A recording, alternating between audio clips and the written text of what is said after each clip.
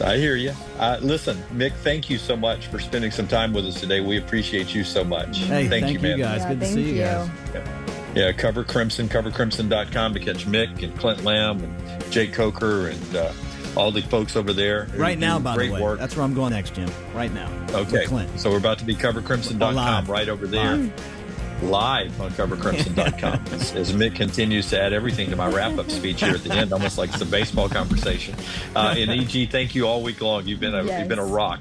Thank you. And Tyler and Forrester and Melton and Taylor Korn, who can't hear me right now. Thank you guys so much. Thanks for being with us. We're all back together whole on Monday. Appreciate you guys understanding that LT and Brownie needed a little time with their family on this spring break, that their kids are getting older. We appreciate your patience so much, and we love you all so much. Until next time, God bless you and God bless America.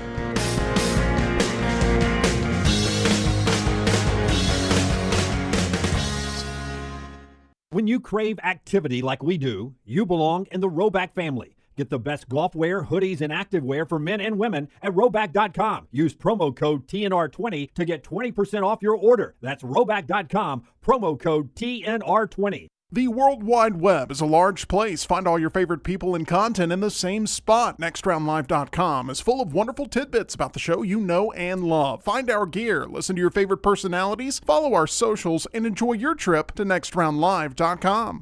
Follow Next Round Live on Twitter, Instagram, Facebook, and YouTube. The social media team at Next Round Live is dedicated to giving you daily news conferences and practice video from UAB, Alabama, Auburn, and around college football. Follow and compare to the sites you used to visit. You'll also get the latest highlights and news from the Next Round Daily Show. Turn on the notifications so you don't miss a thing. Next Round Live on Twitter, Instagram, Facebook, and YouTube. See more at nextroundlive.com.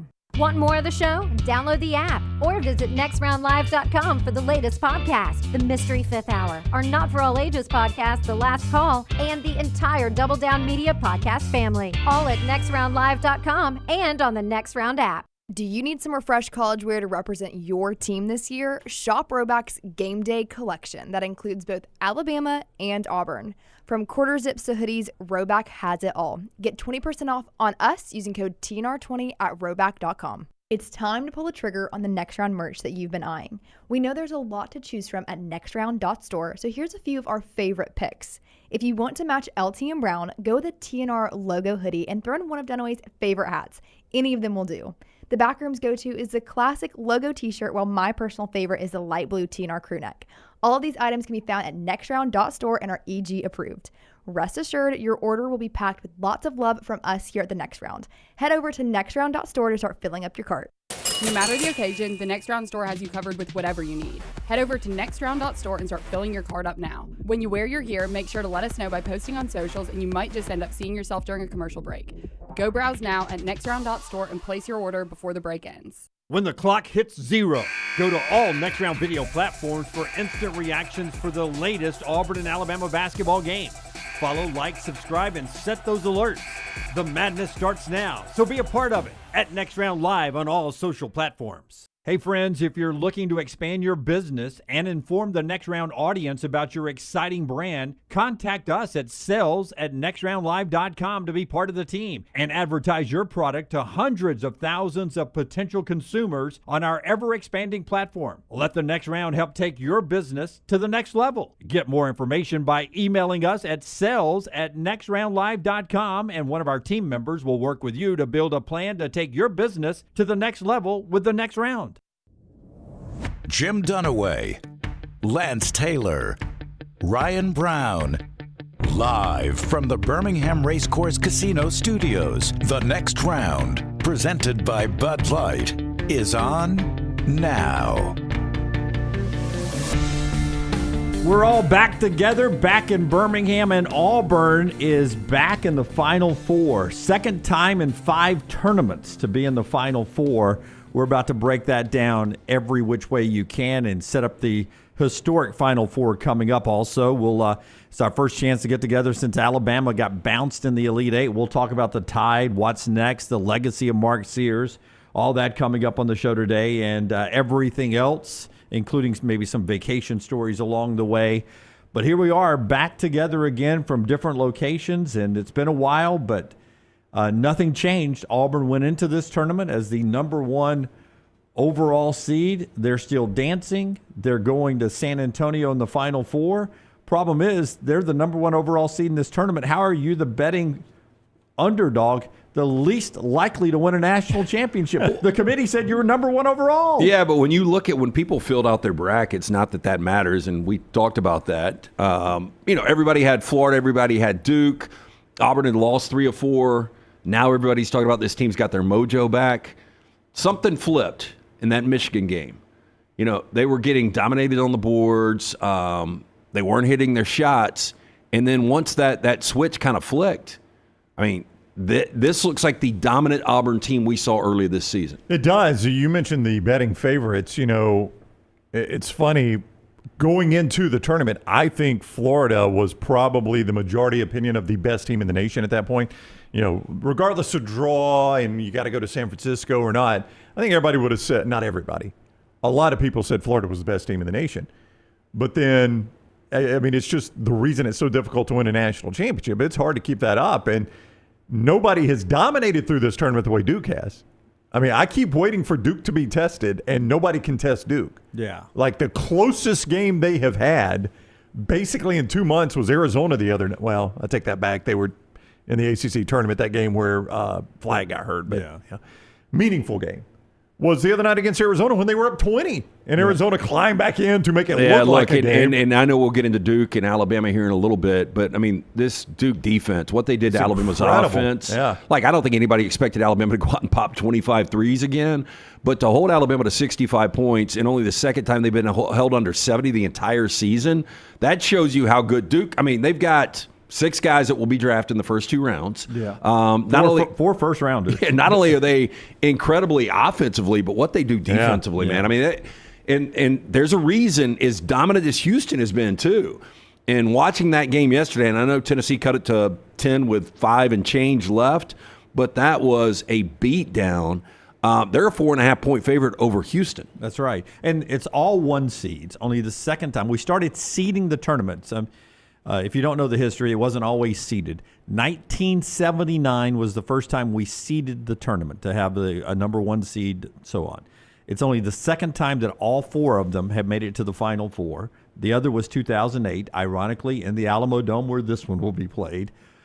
And these are, you're talking about defenses and offenses and efficiencies. Both of these, all 4 of these teams are top 10 in both categories. Duke's the only one that's in top 5 in both categories. But these are all, by all the metrics, the 4 best teams in the country, and they are the last 4 standing. And they've been pretty much the 4 best teams all season long. Well, and this is one of those situations, Brown, I believe, and we'll get to our bracket challenge. I kicked myself in the ass because I said it early on. This, I think, could be the year, first time since 2008, where all 1s are in it. Then you went with Clemson, a 5. Yeah, then I went with Clemson, which makes absolutely no sense. But I think going into this weekend, legitimately any of these teams can win it. Nobody's going to be surprised. You go back to last year, it was a great story, Alabama getting to their first Final Four. Nobody believed they were going to win it. 2 years ago, nobody thought Florida Atlantic or San Diego State was going to win it. This year, all 4 are really, really good elite teams, and there's a path, obviously, for these teams to win 2 games and win a national championship. But, it's funny because we talk all year about all these analytics, right? And we compare all these teams, and there's that Ken Pom stat that's been true every single year since 2002, and it will be again, that you've got to be a top 40 offense, top 25 defense to win a national championship. Everyone since 2002 has been that. And you watch all year, and you start talking to yourself into these other teams like, yeah, I know they don't meet that criteria, but... And then you see them go up against teams that are good in those criteria, and you're like, okay, that's why. Yeah. And then like, I don't know if you remember, but right before the tournament, I gave you the statistics on 1 seeds that have won it and 2 seeds that have won it. And there's a vast difference. And you're like, it can't make that much difference. And then you see 2s go up against 1s, and you're like, okay, that's why that stat is there, right? Yeah. That's what happens with Duke, Alabama, and Houston, Tennessee. You're like, okay, that stat obviously matters. Yeah, I mean, Duke was they're just physically bigger than Alabama was. And they're a better team. They were just a better team. Okay, to Auburn we go to talk about their win over Michigan State and everything else, the celebration, the sound, and all that Taylor and Scott have put together for us from the coverage in Atlanta. The show today being brought to you by our friends at MyBookie, mybookie.ag, where Auburn opened as a 2.5-point underdog against the Florida Gators. That line's been moving around, went up for a little bit. I don't know where it is right now as we talk about our friends at MyBookie. Yeah, code next round at mybookie.ag. Still time to get involved there for the NCAA tournament. We appreciate them bringing you the bracket. Hope you guys enjoyed that, and we'll give you an update a little bit later on. Not over yet. Not over yet. It is not. I've done the math. I know who. You're fine. I know who can't lose. You're fine. Right now, Duke a 4.5-point favorite over the Houston Cougars. The Florida Gators a 2.5-point favorite over the Auburn Tigers. Vegas thinks obviously Florida Auburn will be the much more higher scoring game over Houston and Duke. But you can jump on board right now, get that 50% deposit bonus up to $1,000 when you sign up on the sportsbook side. And if you want to get on the casino side, a $10 casino chip for you as well. Both those with code NEXTROUND when you sign up at mybookie.ag. Major League Baseball underway as well. Bet anything, anytime, anywhere. mybookie.ag, code NEXTROUND. That is mybookie.ag, code NEXTROUND. Let's go cut one. Let's just start off getting a little Bruce Pearl reaction with the net around his neck here. Bruce Pearl just talking about what Auburn was able to accomplish with the 70-64 win. Game wasn't that close, by the way. 70-64 win over Michigan State. I guess the first thought is there are 4 teams in the country that are left, and Auburn is one of them. And so we couldn't be happier. But I felt going in that we were better. I felt like I had better players, and I felt like we, and that's not a criticism at all. I told our guys right now, we haven't beaten a team yet that I thought was better than us. And that's why we're the overall #1 seed. And now we're going to the Final Four where there are 4 1 seeds. And I think the 4 teams that are advanced, I think they're the 4 best teams in the country. That doesn't obviously always happen. So Johni Broome stepped up again. Just keep doubting him and keep thinking that he's not going to be able to get to another gear. And one of the reasons why I'm on him, and my son Steven's on him pretty good, is because I know what he's capable of. I know what he's capable of. And he talk about delivering again at the biggest moments. I would say this. Last night was the only NCAA tournament game I've seen from my house this year. So I'm sitting there watching. It's the only one I've had full sound up, no music playing in the background, no crowd noise, anything. Nobody taking your order. Yeah, it's just so I was able to watch it and hear it, and was dialed in on every basket of it. And when Broome came down awkwardly, it was like a car accident. I was like, it could be his left ankle, it could be his left knee, it could be a hip dislocation, it could be his right knee, it could be a wrist, it could be an elbow. When he fell down, I mean, there was so much awkwardness in that fall, and it was amazing to me that he was able to walk to the locker room. But I think I saw him. Did he not say, "I'm done"? That's what it looked like. Yeah, he said, "I'm done." Yeah. I'm done. But I thought it was the hyperextension of the elbow. Yeah, I mean, it was. But you see, you know what I'm talking about. Yeah, when he was no. landing, I mean, the leg was here. In live action, I saw the leg hyperextend, and Yeah. I know he's already got leg issues, and I'm like, oh, gosh. That's why. But then as soon as I cut to him, he's holding his elbow. I was like, Yeah. What did he do to his elbow? Yeah, it wasn't until the replay that I saw his elbow. You saw the replay, and you're like, man, that was awkward. That could be bad. And then when he said, "I'm done," then you're like, damn, he heard something pop. It's definitely not feeling right. We've got way too many Willis Reed references, though. I got one on the elevator coming up today. No, hey. Way too many Willis Reed. At least a new generation has learned who Willis Reed is. That's true. I mean, that was 1970. Okay. But he had a torn muscle off the bone, had missed 6 games, came back for game 7. I'm a little so bit old, different. I don't even know that story. I just know he went to the locker room, came back. I didn't know what the I've injury seen was. the video of him walking out. Don't they win by 20 or something like that? Yeah. Like he played a little bit. He wasn't a factor, but it was more the motivation for the crowd, the teammates. Right. Like I didn't think when Broome, and they're showing it right now with 440, he hits the 3. I didn't think he needed to come back in because Michigan State, and I give Auburn a lot of credit, Michigan State. And this is one of the reasons I had Auburn in the Final Four, like tough region with some potential matchups, but I thought they had the most beneficial 2.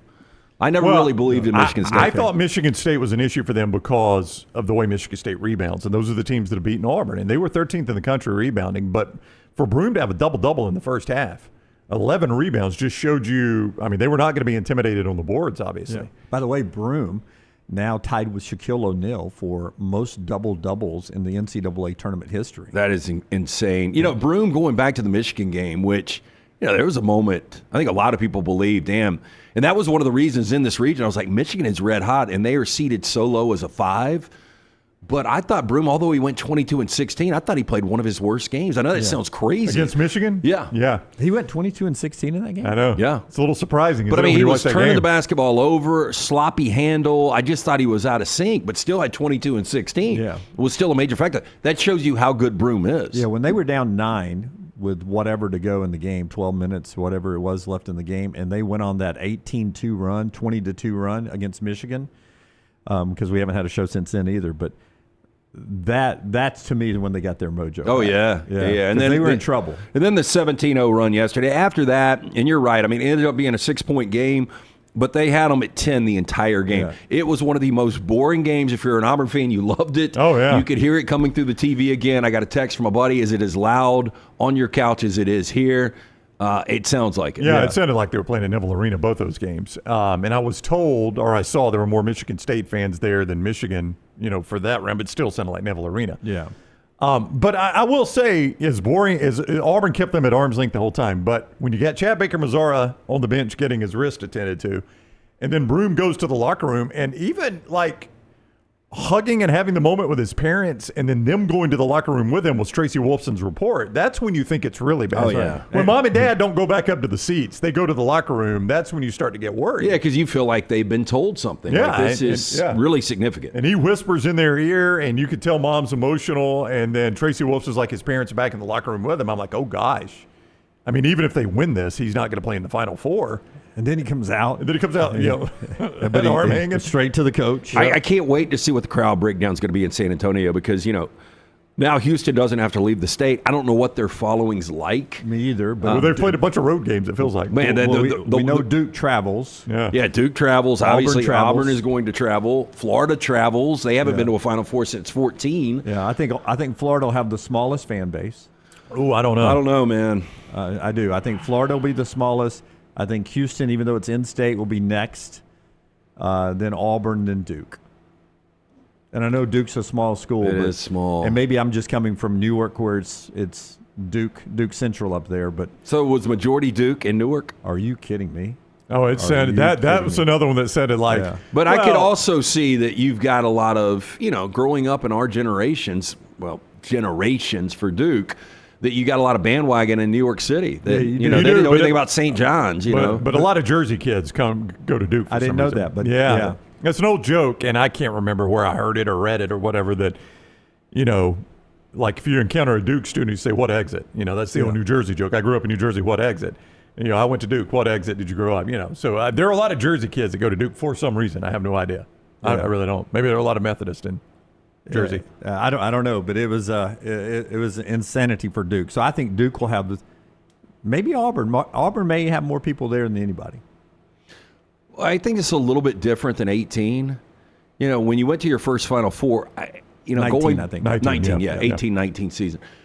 Going to your first Final Four, much like Alabama last year, I don't think there was an expectation, you can win it, but are we really going to win this? Right. Like now that Auburn does have that swagger back, I think most Auburn fans believe, hey, we're going to win this. We're going to beat Florida in the rematch. We're going to beat Duke in the rematch if they do get Duke. And look, they've beaten Houston in the last couple of years. Yeah, that's it. They've played every one of these teams. They're 1-2 against them. But as we were talking on the basketball show last night afterwards, I sort of would want to be the team that lost the first meeting in this situation. You're good enough to beat them. I wonder who Duke wants. If Duke is that team again, man, Houston is incredible. So I know, Houston is 30-1 since starting the season 3-2. Yeah, I would say Duke wants Auburn, but they better be careful wanting Auburn. Only because of Walter Clayton Jr. Well, yeah, Walter Clayton Jr. If you're drafting right now, I think most people, as good as Broome is, as good as Flagg is, if you can have one guy in this mini tournament that we've got in San Antonio, that's probably the guy most people would defer to. I think he's the one that would scare you, okay, even if we guard him, I don't know, he probably will get his. Yeah, it's pretty clear who your most outstanding player is if 3 teams win this. It's going to be Clayton, Broome, or Flagg. I don't know where they would go with Houston. Houston, probably Cryer. Yeah, it could be sharp though. Yeah, there's a couple options there. Some of the shots he made down the stretch. But it's abundantly clear with Florida, Auburn, and Duke who your most outstanding player of the tournament. And I guess the question to John Shire and who Duke would want is how healthy is Johni Broome? Yeah, does he wake up this morning and that elbow was really sore? Because he was even favoring it when he came back for the final 5 minutes. And he was hesitant to give high fives with it and stuff. Give me cut 4, Tyler, if you will. Here's Johni Broome. About that moment, returning out of the locker room straight to the coaches. Hey, I want to go back in. He goes and checks in and then drains a 3 that sealed the deal. Johni Broome with the other net around his neck. Everyone else got pieces. Johni and Bruce have the net. Here's Johni Broome on returning to the game after that scary, scary moment. What did you do when you went to the locker room? How were you checked out? And what was your level of concern when you were back there? I went to the locker room. We have a great support staff. I checked my arm out. Doc said, nothing's wrong, you're good. Nothing serious. So at that moment, I just want to help my teammates. And if that's coming back out and playing and, hitting one shot and, grabbing the rebound, man, I was going to do it. If that was just, sitting on the sideline supporting, I was going to do it. So I came back out and, Dylan needed a break. So I went in for a couple minutes just to help us win. Yeah, he did. I mean, again, that was the point where you thought if Michigan State's going to win this thing, it'll be right here. Because you got Cardwell, who, can't make free throws. So if he gets the ball, you just foul him, right? And you take chances there. You would think that they don't, but they don't. But you would think you're the guy. He's like a 30% shooter. Bruce does a pretty good job on subbing in. Well, he does, but with Broome out, you can't sub in. Now that's my point. Is you'd have Cardwell stuck in there. I mean, with Broome's in the locker room. Yeah, but when he goes to the locker room and Chaney Johnson comes in, that's where he had his spurt offensively. Chaney Johnson, I think, scored 6 while Broome was back there, 3 buckets, and Dylan was playing the defense the whole game long. But the gap, to your point, Brown, the gap didn't change. Nope. Like if it was 10, it was 10. That's right. When he came back out, if it was 9, whatever it was, but it stayed that big distance even when Broome was back in the locker room. And that's a credit, I think, to Auburn's defense, man. No, I agree completely. I mean, Michigan State couldn't get good looks, and when they did, they couldn't get them to go down. It wasn't Houston level on Tennessee, but Michigan State was pretty out of sort. Yeah, I don't know if I'll stick by this, but, back when Broome got hurt earlier this year, I was like, I still think Auburn could be a Final Four team without Broome. I don't think they could win a national championship. So I wasn't shocked. It was does everything get deflated if the word starts to get out that Broome is done? Then your teammates start to hear this. Michigan State goes on a little run. Michigan State's offense is just awful. Yeah. I mean, those guys cannot buy a shot. Especially against that Auburn defense. But do you, now that they've gotten to the Final Four, I think anybody that gets to a Final Four is a successful season. I agree. I've said this a couple of times now because I said this on Friday's show too, but I'll say it again here. I listened to Coach K, his podcast, I think it was when I was stuck in the airport in Chicago. And he said, and this is Coach K, he said there's a bridge, Elite 8 to the Final Four. You can have a good season, successful season, making it to the Elite 8. But there's a bridge. You cross that bridge into the promised land, which is the Final Four. And even North Carolina and Duke, who've got 21 Final Fours and 18 Final Fours, they hang banners for Final Fours just getting there. You get a trophy. You get a trophy to get there. You're regional champs. And getting to the Final Four is the promised land. And then whatever happens after you get there, there's obviously more meat on the bone. There's a prize out there. But crossing that bridge, as Coach K describes it, from the Elite 8 to the Final Four is the destination. Now it's whatever happens once you get there. But the Final Four season is the jewel in college basketball. Once out of every 3-4 years, you'll have a team like UConn last year. Anything less than a national championship would have been a disappointment. But I think, if you're Duke, Shire's first, bright future there, obviously. But Cooper Flagg, you're only going to get him from 1 year. For Auburn, Houston, it seems like Kelvin Sampson's always creeping around. We thought early on, hey, they're just missing a little something. Yep. They actually weren't. Sasser was a big deal last year, but wasn't the big deal that we thought he was going to be. He's fixed his offense, though, Kelvin Sampson. He has. Rick Barnes has not, and it showed yesterday, but Kelvin Sampson's fixed that offense. Much like Shire, Todd Golden. I think if you're a Florida fan, you're very optimistic. My gosh, are you? If you're Auburn, though, you had this incredible transfer in Johni Broome. This is it for him. Bruce Pearl, could this be it for Bruce Pearl? So, it's not going to be, it'll be a disappointment, but it's still a great season. But if you're an Auburn fan, you like, how many more opportunities are we going to get? Yeah, you always do. And we'll talk about pressure to win this one on the 4 coaches, the varying and different things that you do. You never know how many opportunities you'll get. We'll get some locker room stuff from Taylor's trip over there with our coverage that was brought to you by our friends at Culver's, the great locations there here in the Birmingham area. But wherever you get Culver's, go by there and enjoy the freshness of their burgers, their great custards. Welcome to Delicious, our friends at Culver's. Our closest ones here, Tattersall, right off 280 and just off Highway 150 and I-459 in Hoover. But wherever you see Culver's, go by and check out Culver's for great food. The show today being brought to you in part by our friends at Woodhouse Day Spa. Mark Sears said a 30-minute massage broke him out of his shooting slump right before the game.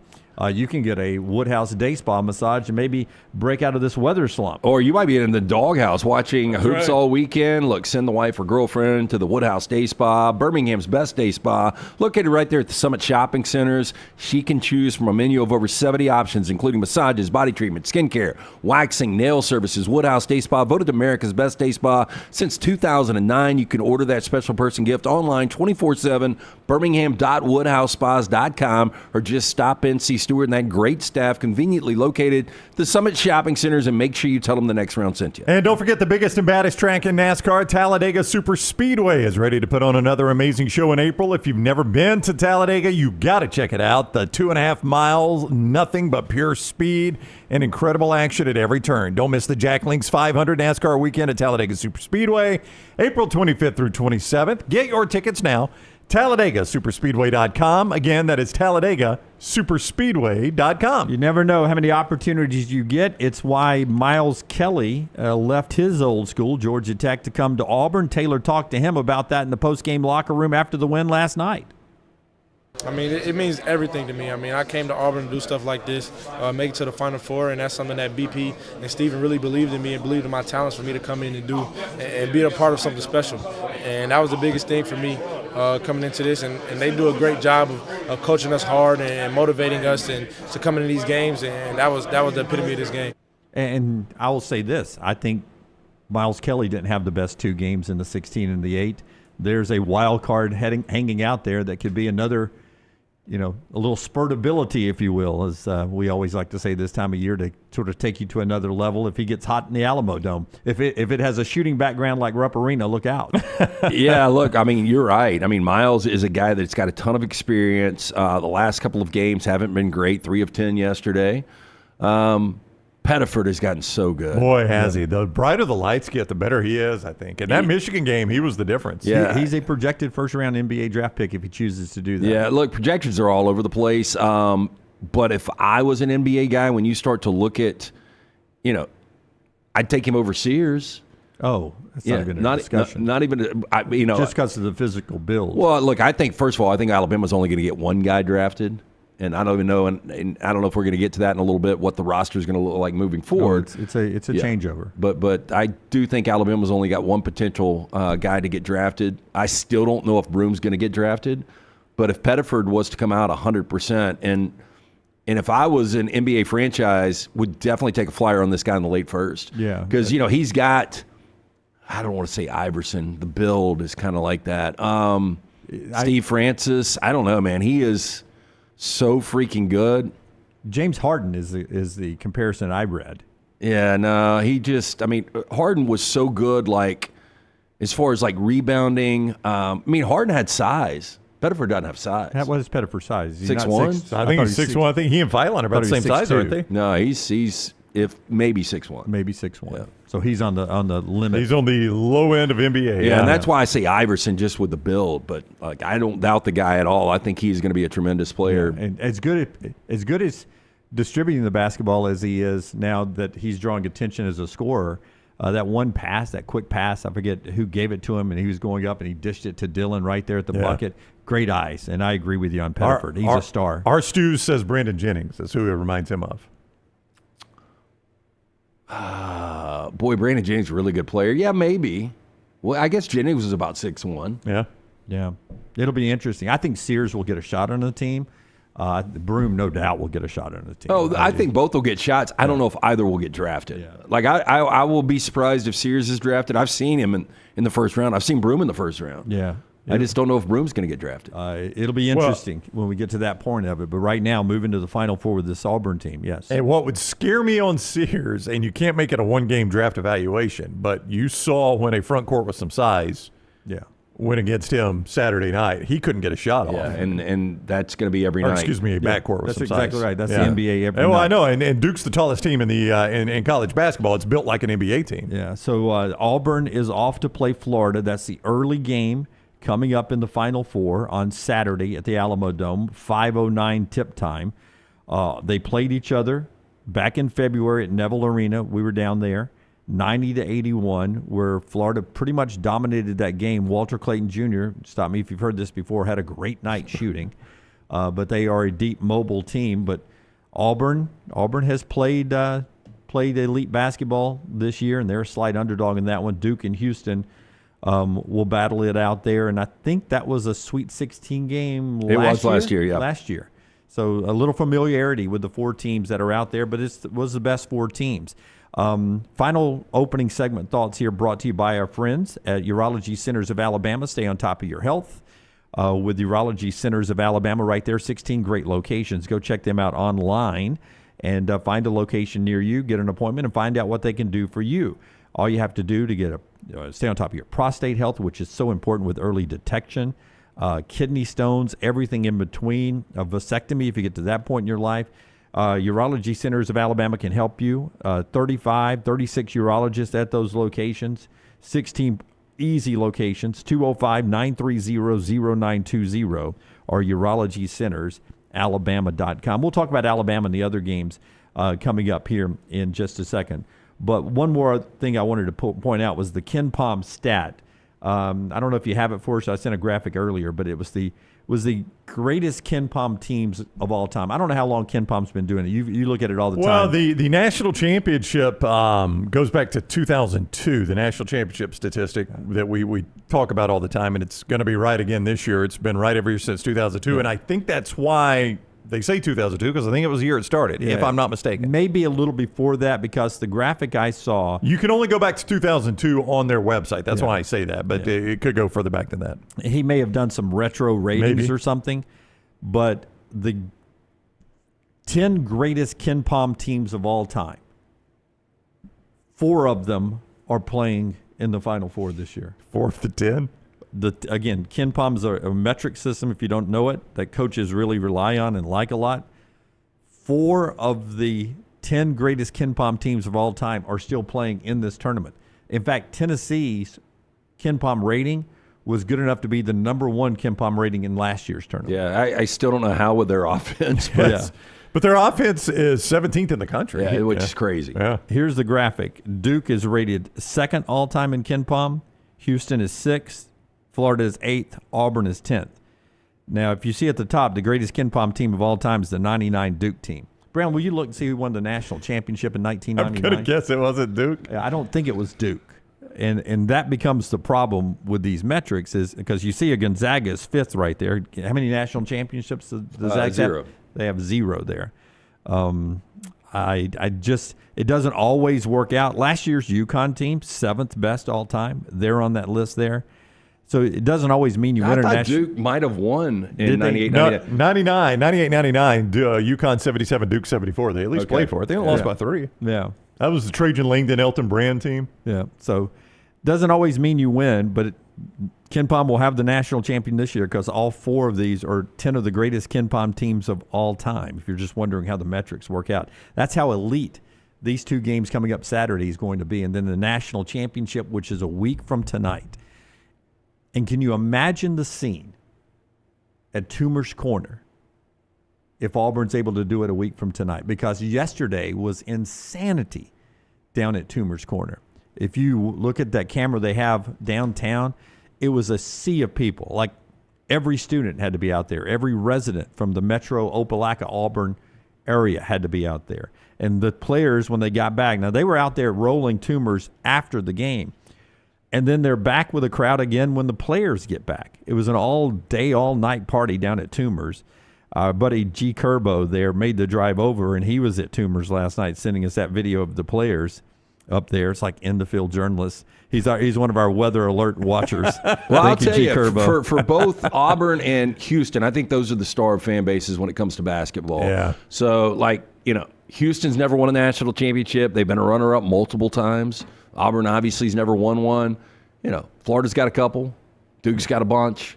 But I think those are the two fan bases that are absolutely starved to win the next two games. Yeah, I keep waiting to see Johni. I want to see him throw that toilet paper with his right arm, but still looks a little hesitant with that there. I think I keep him out of the crowd. Hey, look, man. Yeah, just the bumping and stuff. But a great scene last night. Congratulations to Auburn. They're on their way to the Final Four for the second time in 5 tournaments.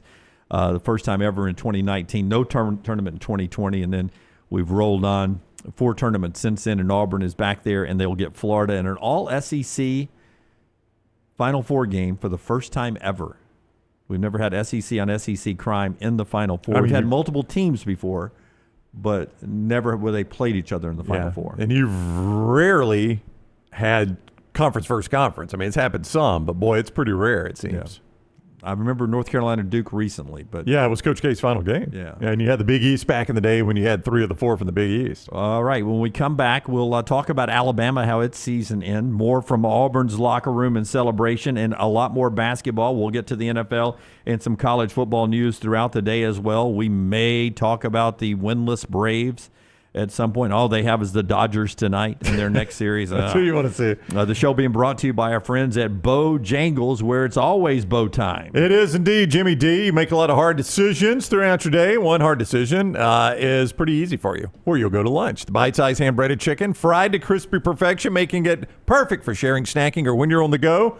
Just don't call it a nugget. It's a bow bite. The only hard part, choosing from 6 dipping sauces. One for every craving. The creamy house-made ranch, the sweet and spicy peach honey pepper sauce. It all depends on what kind of mood you're in. Head to your nearest Bojangles today. Discover the dippable, shareable, craveable bow bites. It's bow time. Follow The Next Round on Twitter, Instagram, and Facebook at Next Round Live. I'm attorney Alexander Shinar, Alabama born, Alabama raised, and ready to fight for your rights. I have one of the largest firms in Alabama, and we are here to help you get the compensation you deserve. Call me, Alabama, 323-1000. No representation is made that the quality of legal services to be performed is greater than those of other lawyers. Storm season is here. Make sure you have a plan of action in place right now. Greg from Pell City and Storm Restoration Roofing should be your first call when storms hit. Insurance companies love working with Storm Restoration Roofing because of Greg Nelson's name and reputation in the industry. When storms hit, call Greg Nelson. He's local, 205-542-3531. He's the home of the free no-cost roof inspection. Greg from Pell City on Facebook, 205-542-3531. It's Storm Restoration Roofing. Hey, there's nothing worse than waking up to a plumbing problem. Don't get caught in a flooded house. Call the guys at Hemp Hill Services. Adam, Chad, and the team at Hemp Hill are the only ones I trust to fix it and fix it right the first time. Hemp Hill Services does it right and always at a fair price. For all of your plumbing, cooling, and heating needs, trust the name that Birmingham has trusted since 1954. That is Hemp Hill Services. Call now, 205-229-2090. That's 205-229-2090. Hey, let me tell you about our friends at Urology Centers of Alabama. Compassionate and comprehensive urological care with 35 physicians, 17 locations across Alabama. Their patient-centered approach to all of your urological needs. Remember, they've got that new men's health center. It is beautiful, helping men with a wide range of sensitive male issues in a comfortable environment. You can always go online, visit urologycentersalabama.com, schedule an appointment with one of their many urologists today. If you are a business that does a lot of printing, like a car dealership, mortgage company, real estate office, tax office, bank, school, or university, print more and spend less with ImageCraft. ImageCraft is located at 1151 Gadsden Highway in Trussville, just down from the Pinnacle Shopping Center, and online at imagecraft.net. They carry all the major brands like HP, Brother, Canon, Dell, Lexmark, Konica Minolta, Kyocera, Ricoh, Sharp, and Xerox. Shop in-store, mention TNR for a 10% discount. Shop online at imagecraft.net with coupon code TNR10. ImageCraft. Print more, spend less. It's bow time. Tired of choosing between sweet and savory? Why not have both? Introducing Bojangles' new chicken and bowberry waffles. The bold Cajun chicken filet you love, now drizzled with a bowberry honey glaze and sandwiched between 2 warm waffles. which means your favorite meal of the day just met your new favorite dish. And lucky for you, it's served all day. But it's only here for a limited time, so try chicken and Bowberry waffles at Bojangles today. It's bow time. Celebrate the best time of year, tournament time, with MyBookie.ag. Sign up right now with code NEXTROUND and receive a 50% deposit bonus up to $1,000, plus a $10 casino chip. Tournament time is here, so enjoy it even more by playing along at MyBookie.ag. Bet anything, anytime, anywhere with MyBookie.ag. Use code NEXTROUND on your initial deposit for a 50% deposit bonus up to $1,000, plus a $10 casino chip. Don't get caught by the buzzer. Sign up now at MyBookie.ag, code NEXTROUND. Stop by the New York Butcher Shop and pick up the finest in certified Angus prime beef steaks and burgers, premium pork chops, ribs, and all-natural chicken cut to order just for you. Their chef-prepared entrees and side dishes are the perfect dinner-to-go choice for your family and are ready to heat at home. With a great selection of fine wines and desserts, the New York Butcher Shop is your one-stop dinner shop. 2 locations to serve you, Cahaba Heights and on Highway 119 in Greystone. The New York Butcher Shop. Rare quality, well-done service. I'm attorney Alexander Shinar, Alabama born, Alabama raised, and ready to fight for your rights. I have one of the largest firms in Alabama, and we are here to help you get the compensation you deserve. Call me, Alabama, 323-1000. No representation is made that the quality of legal services being performed is greater than those of other lawyers.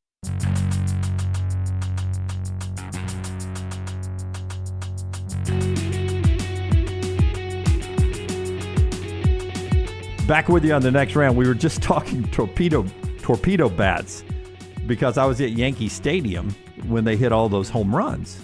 9 in one game, a Yankees record. And I read a story about That's hard to believe that's the Yankees record. That's a ton of home runs. Yeah, but 9 in a game, you would have thought there was a time. Yeah. Well, that's what I told Brian Passing, because we went over to the game and we saw 3 home runs in 3 pitches in the bottom of the first, and then we saw Aaron Judge hit 3 home runs. And we left to go back to go to the game. And then he had said something about torpedo bats. And I thought it was a name brand. I didn't know what the hell he was talking about. Right, like I Mizuno, was like, yeah, slugger, I was like, that's right. Yeah. And more another sip of beer and a hot dog. I'm eating again. Oh, there's another home run. These torpedo bats. I don't know what everyone's talking about. So I read about them on the way back. It's a physicist that used to work with the Yankees for like 7 or 8 years, and they studied Volpe, or however you say his name, their leadoff hitter. He was hitting so many balls on the label, on the trademark, we used to call them. And so they just brought the barrel, the good wood, down lower, closer to the handle.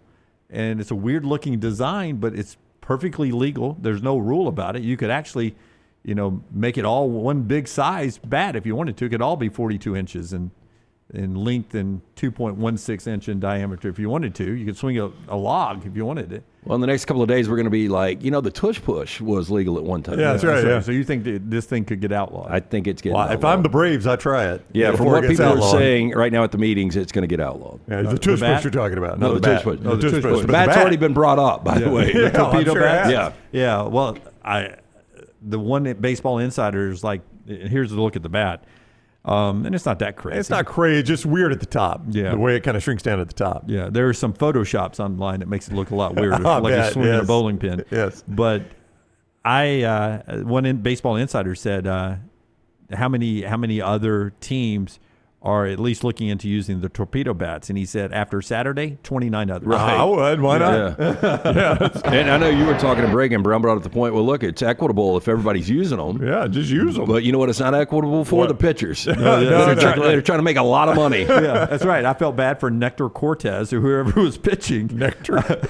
I mean, when he finally got pulled while I was there, he left the game with a 38.50 ERA. Did y'all just get walk-ups? I mean, were you able to buy on the street, or did you buy tickets before? We bought on the Uber ride over from SeatGeek or something like that, and for $73. And they actually, I mean, that's not a terrible seat. That's the fourth deck, and that's on the phone. Your human eyes actually make you closer to that than the phone does.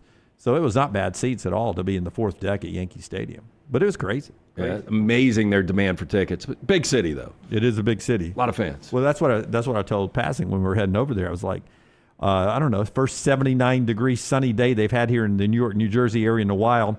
basically just 15 million people maybe having the same idea we did, because we were surprised that nearly the last row was $73. Itching to get outside. For game 2 of the season. All right, show being brought to you as we get back to basketball by our friend Alexander Shannara, a trial attorney. Alexander Shannara. He'll win for you. Hey, don't forget the Shannara Showdown is going to continue, by the way. We've got 2 more games of that. Auburn was the play yesterday. We'll have the Saturday game, of course, one game from Saturday, and then the national championship game. So It covered, right? 5.5, it covered. Okay, they covered. Yeah.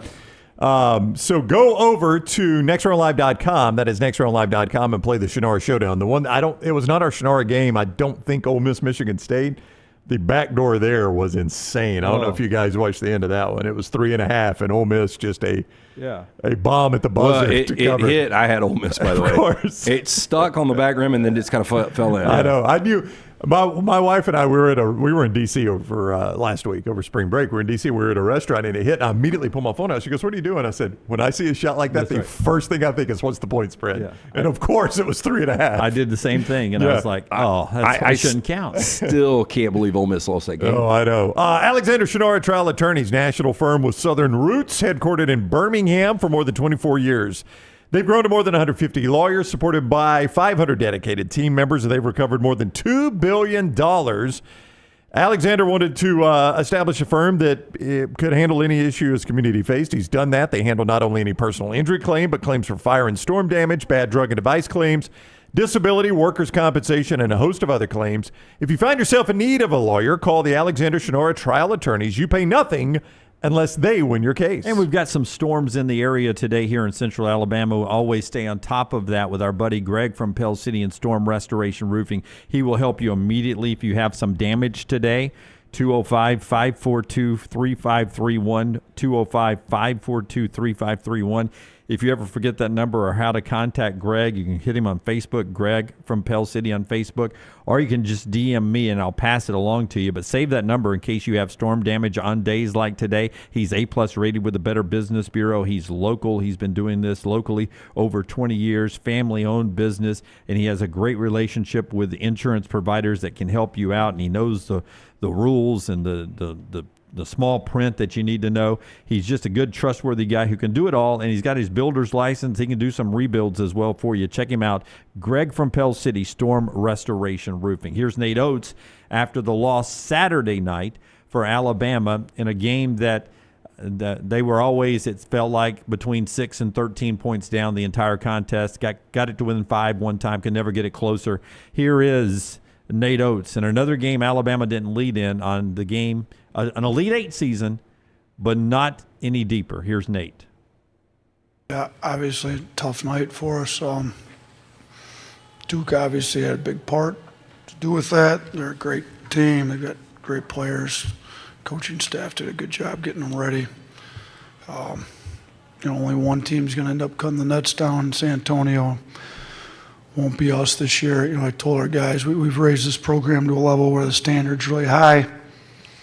99% of college basketball players would trade places with these guys with the year we had, but we're disappointed. We had bigger goals, and it's disappointing to go out like we went out.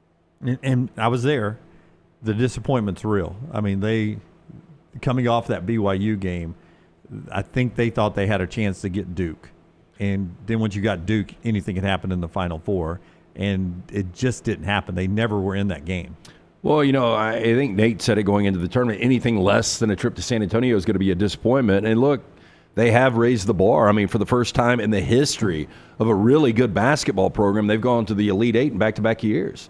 So the expectation was, hey, look, we just came off a game where we hit 25 threes, where the nation, everybody in college basketball was talking about this Alabama team. I just didn't believe that you could even come close to hitting 25 threes, and that's exactly what happened. I mean, they struggled. I mentioned I was in D.C. Apparently there was a flight from New York that was connecting in D.C. for the flight back to Birmingham because there were a lot of Alabama fans that were on my flight home yesterday.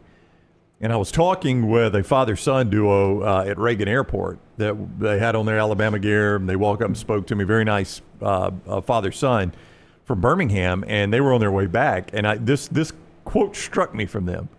They were like, we decided, after last year, we didn't go to the Final Four, and with this year's team, we weren't going to go to all the sites. We were just going to go to the Final Four. But then when Duke popped up in the bracket, he and I decided we've always wanted to see Alabama play Duke. So if it did end up being Duke, we'd go to that game.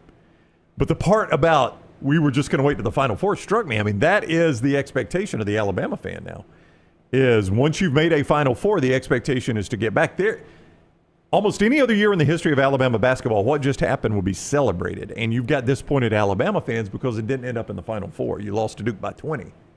Almost any other year, you'd have been like, my gosh, that was one of the best years in Alabama basketball. Well, that's what I was going to say. Almost any other year, you'd be like, this is the best basketball team in the history of Alabama basketball. Is it? Is Mark Sears the best ever? Because, in the Sweet 16, it looked like, I think we're probably going to end this saying Mark Sears is the best ever, and then he really, really struggled against Duke. Yeah, I wonder how give me cut. Let's hear from Mark Sears here. Give me cut 11 on his final game. I'm interested on where the legacy is, because he is the winningest NCAA tournament player in Alabama basketball history. He's won more NCAA tournament games than anybody else ever.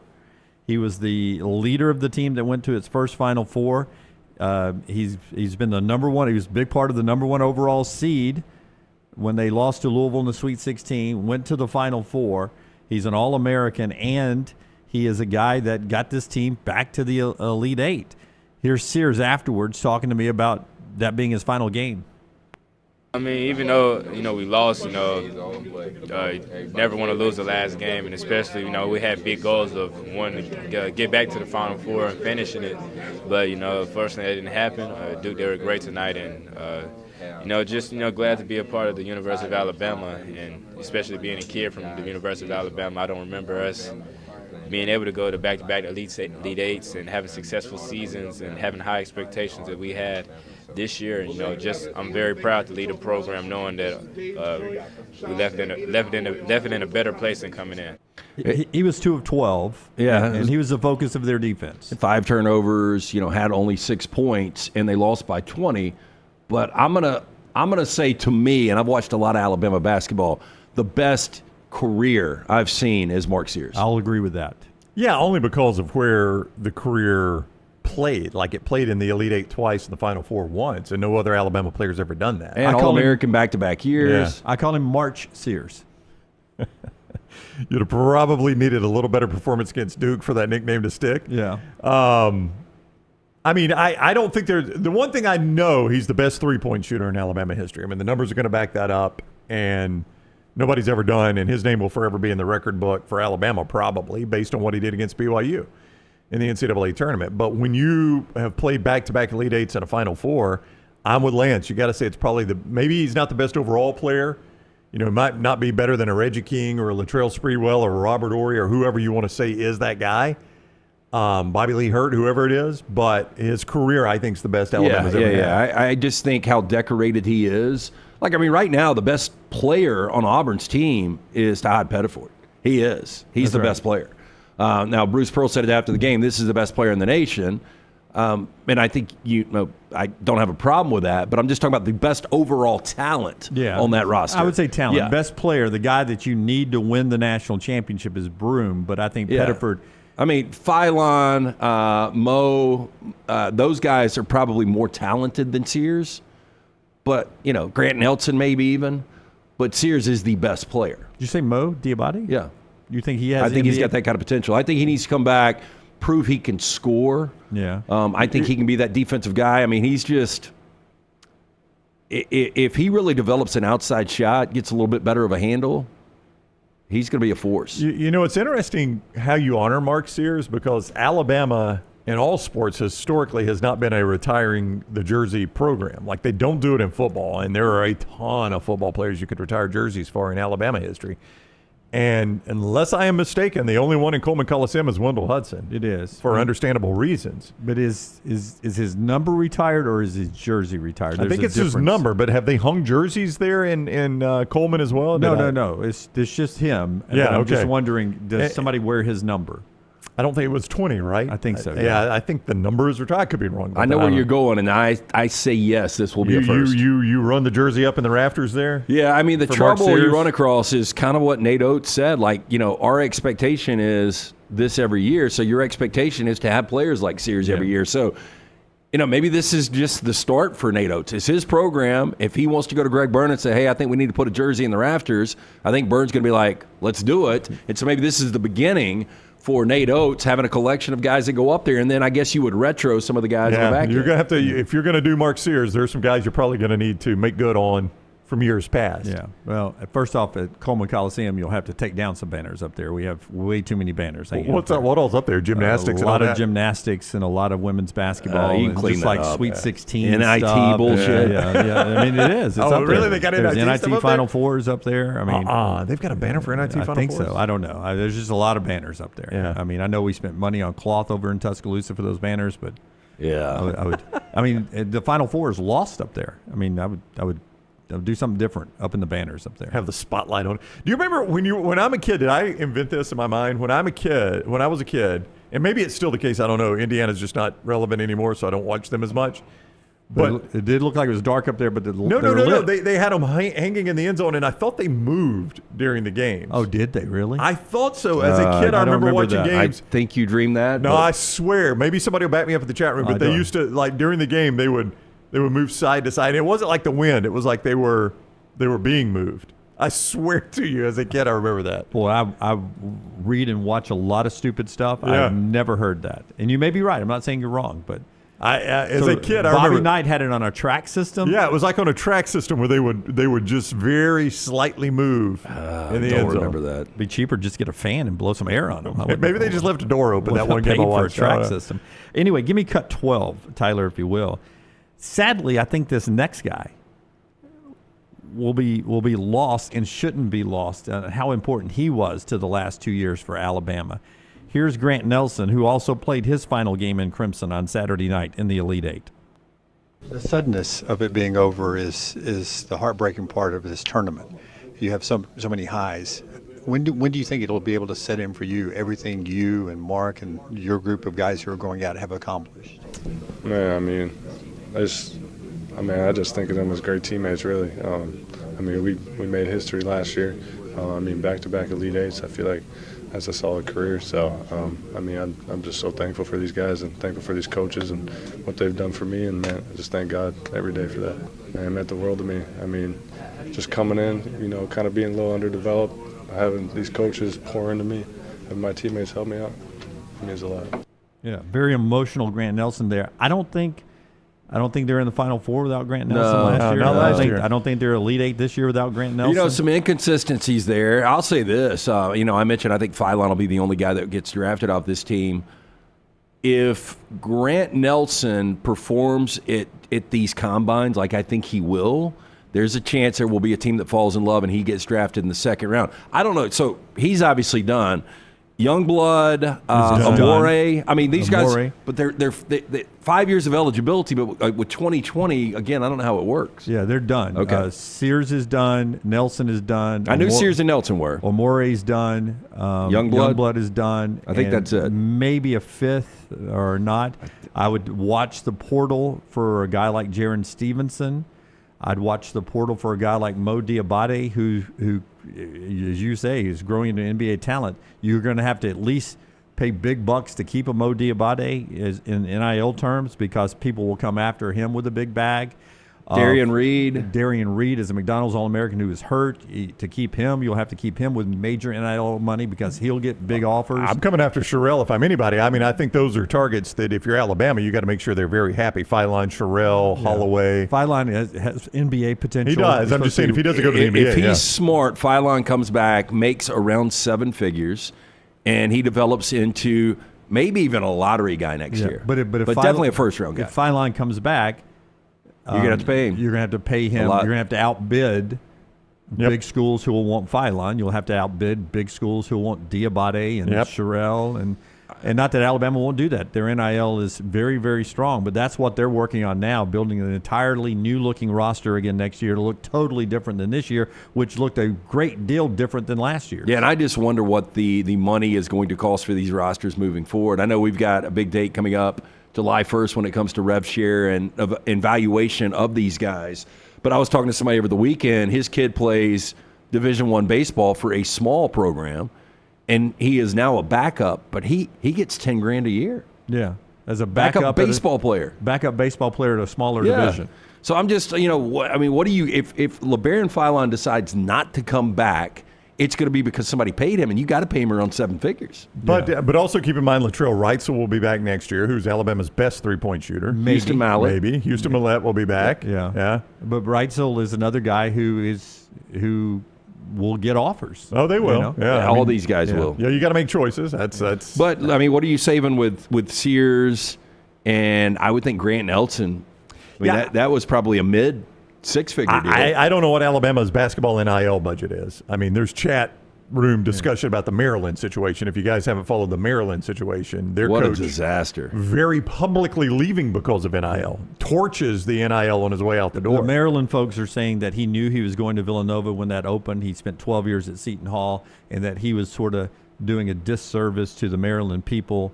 That they offered him more NIL money and more money than Villanova offered him to stay, and he wanted to be in the Big East. I just find it hard to believe. Villanova's obviously got better basketball history, but you're talking in the Big East, really good conference, but we're still talking about Big Ten money. Big Ten money. And so it's hard to believe if they really did say, we're going to do everything we need to do to get NIL. And let's not forget, Damon Evans, your former athletic director, took another job, so I think that there was the unknown. It's just weird because Jay Wright, he felt like either he didn't want to deal with NIL or Villanova wasn't going to be able to come up with it. I kind of thought it was probably a combo of both. Yep. My point there was going to be, though, I don't know what Alabama's NIL level is, but this roster they just had, it took some NIL money to put that roster together. Took a lot of it. Yeah, so you've got to think that commitment remains, right? Yeah, or goes up a little bit. Well, and I watched Preston Murphy, the assistant coach who's in charge of the roster. And much like Stephen Pearl told us, was it last Tuesday on the air or whenever Stephen talked about the portal opening it up? Maybe it was 2 Tuesdays ago. The portal opened up and he was on the phone. Yeah, he couldn't even. It was Tuesday after the first round. Yeah, couldn't even first help. 2 rounds. Yeah, couldn't even help with the game plan because he was having to be on the phone.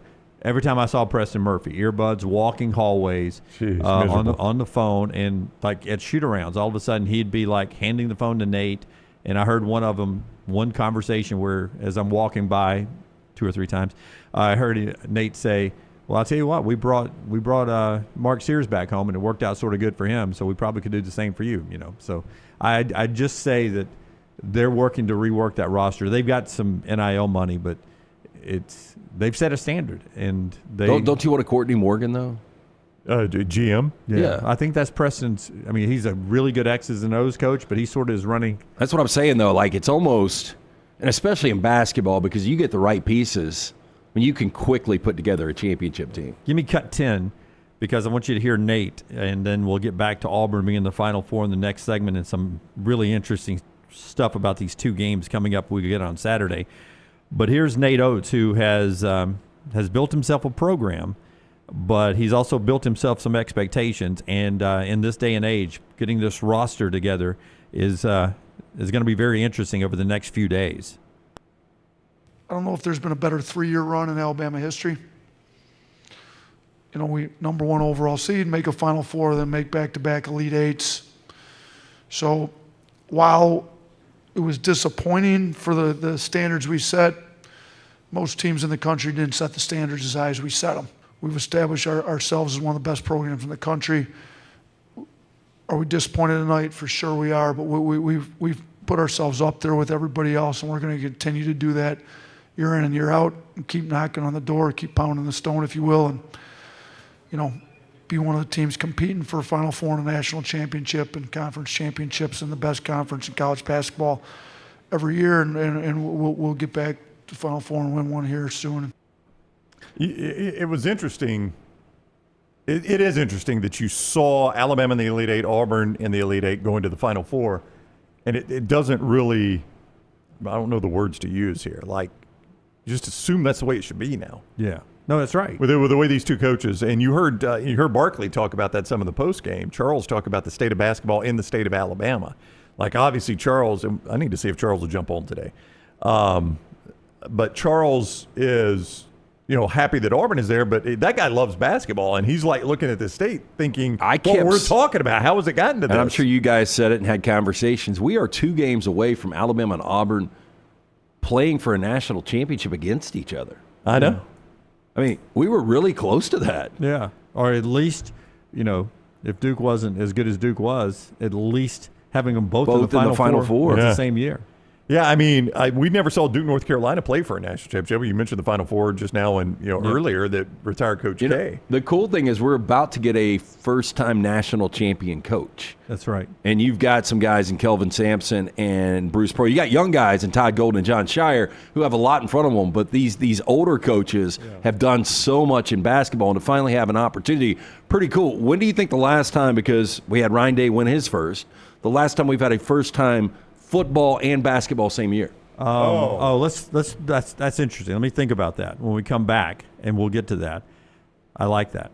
Because I don't know. I'm throwing it out there without knowing. All right. No, I don't know. All right. Yeah. Top of the hour here. Show being brought to you by our friends at Hemp Hill. They bring us the lock every day, lanceslock.com. 2 more basketball games to play. He's really great at baseball as well, lanceslock.com. We got a college hoop game up tonight. What? You got a women's game? Women's college hoops, yeah. Yeah, we do. We have one play up there. We've got 2 postseason college basketball games as well. You guys, believe it or not, it continues tonight. The Crown Some of these starts. are the tournaments. Yeah. The Crown starts in Vegas. Major League Baseball, NBA, everything available right now. Free play up as well. We have a total of 7 plays up today. So jump on board. Free play, lanceslock.com. Always brought to you by our friends at Hemp Hill Services. Trust the name. Birmingham has trusted since 1954. For all of your plumbing, heating, and cooling issues, any of these arise in your home or business, make sure you call Adam, Chad, Andrew, the guys there, 205-229-2090. Hard to stop a train. For more information, hemphillservices.com. So real quick, Charles just said he'll jump on at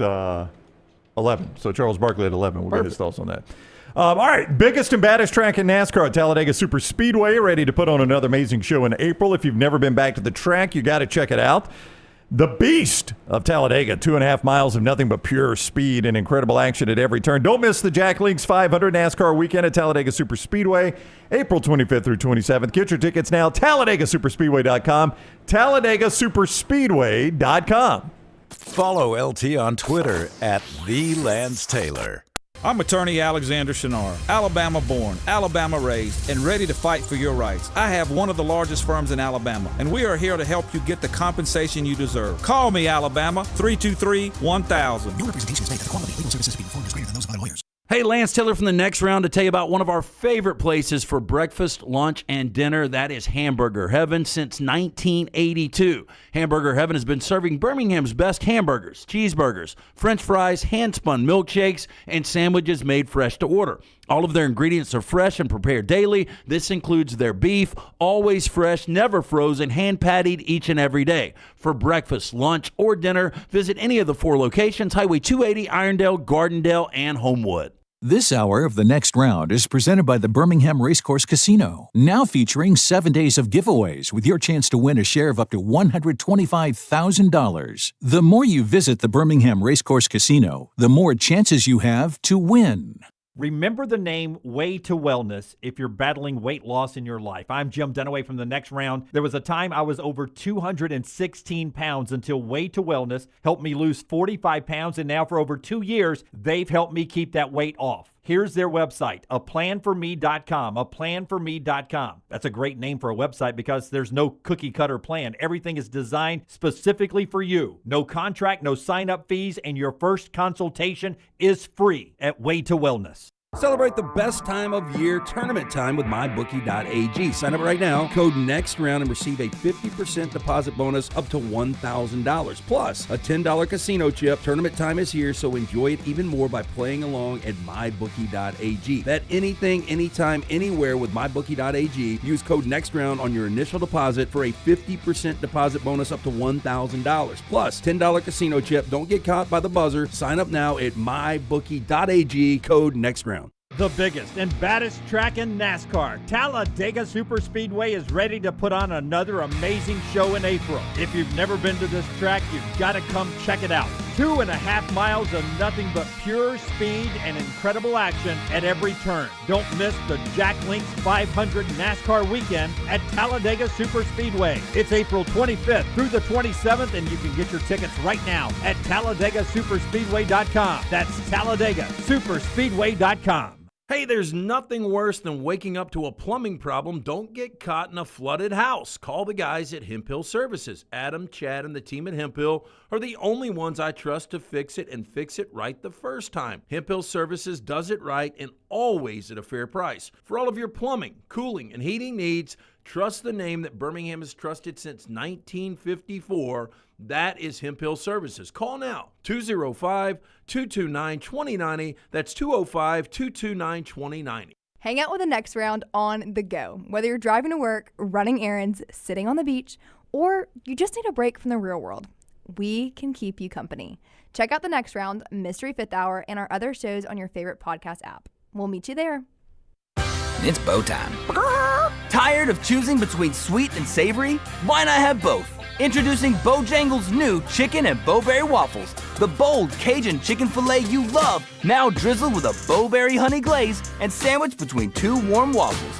Which means your favorite meal of the day just met your new favorite dish. And lucky for you, it's served all day.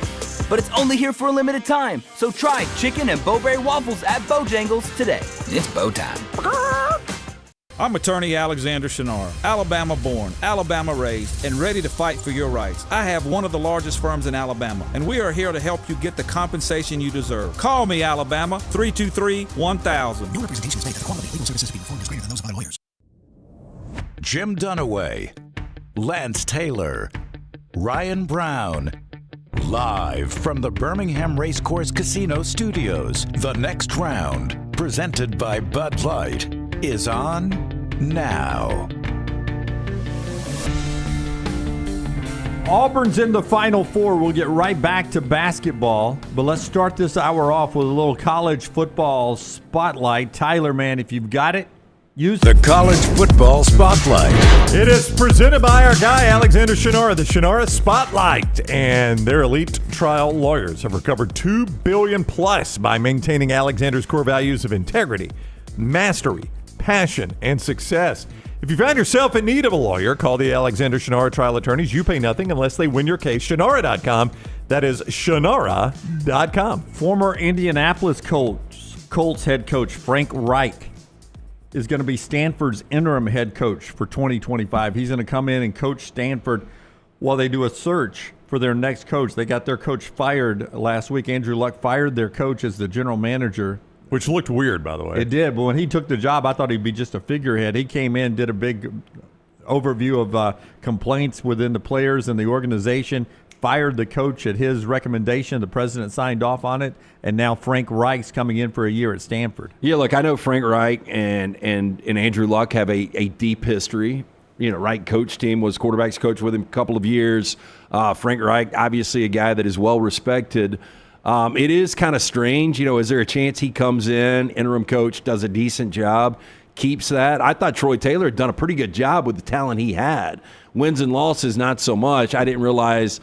It almost seems like they were doing a deep dive. Let's try to find something. Yeah. Because I know a couple of female staffers said that he said inappropriate things, mentioned something about another way a girl, you know, her appearance was, and that ultimately got him beat. But this is it's very interesting that Frank Reich and Andrew Luck now are at the top of Stanford. I would say if Frank Reich comes in and does anything of note, you do everything you can to keep him, because that is not an appealing job. No, bad conference You're situation. in the ACC, all the way across the country. You've heard Mick Cronin bitch about the travel for UCLA.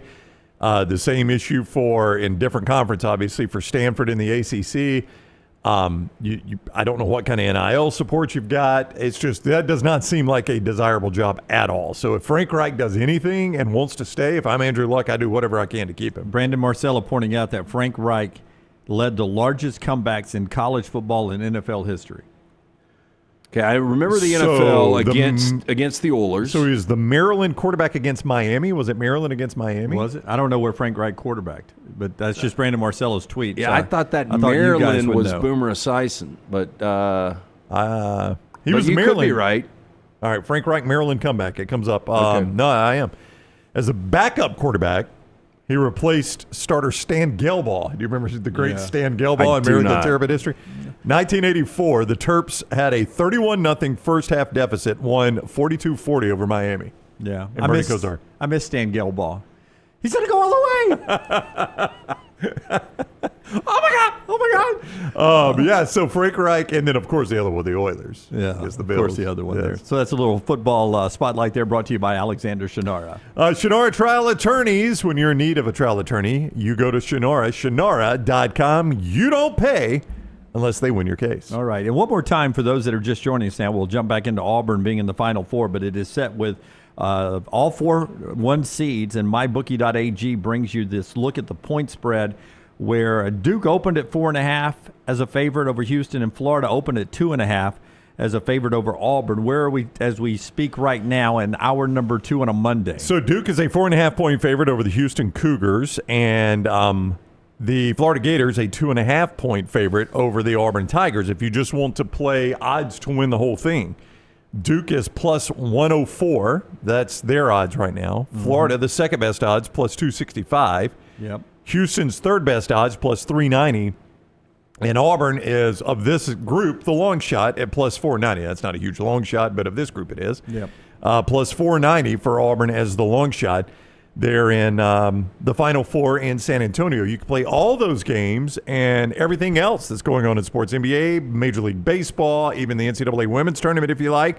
You can play all those right there at mybookie.ag. Sign in right now and use code NEXTROUND and get a 50% sign-up bonus up to $1,000. That's with code NEXTROUND. We'll throw in a $10 casino chip as well for mybookie.ag. You can go play in that fun casino. That is code NEXTROUND. Bet anything, anytime, anywhere. mybookie.ag, code NEXTROUND. That is mybookie.ag, code NEXTROUND. And they brought us our bracket that hopefully some of you are still doing well in. Brown has locked in a place in our bracket challenge where he will not be the loser this year. And I think I've done the math right. Duke's got to win the national championship for you not I to don't be know. the loser. I could never figure this out because on my phone I couldn't navigate at all. Me either. But Duke wins it all. I'm the loser. Anybody but Duke wins it all. You're the loser. That's right. I That's the way it plays out. Oh, yeah, I like this. I've got a feeling Duke is going to be Houston, and then we'll see either Duke versus Florida or Auburn, what happens there. It should be a tremendous national championship game.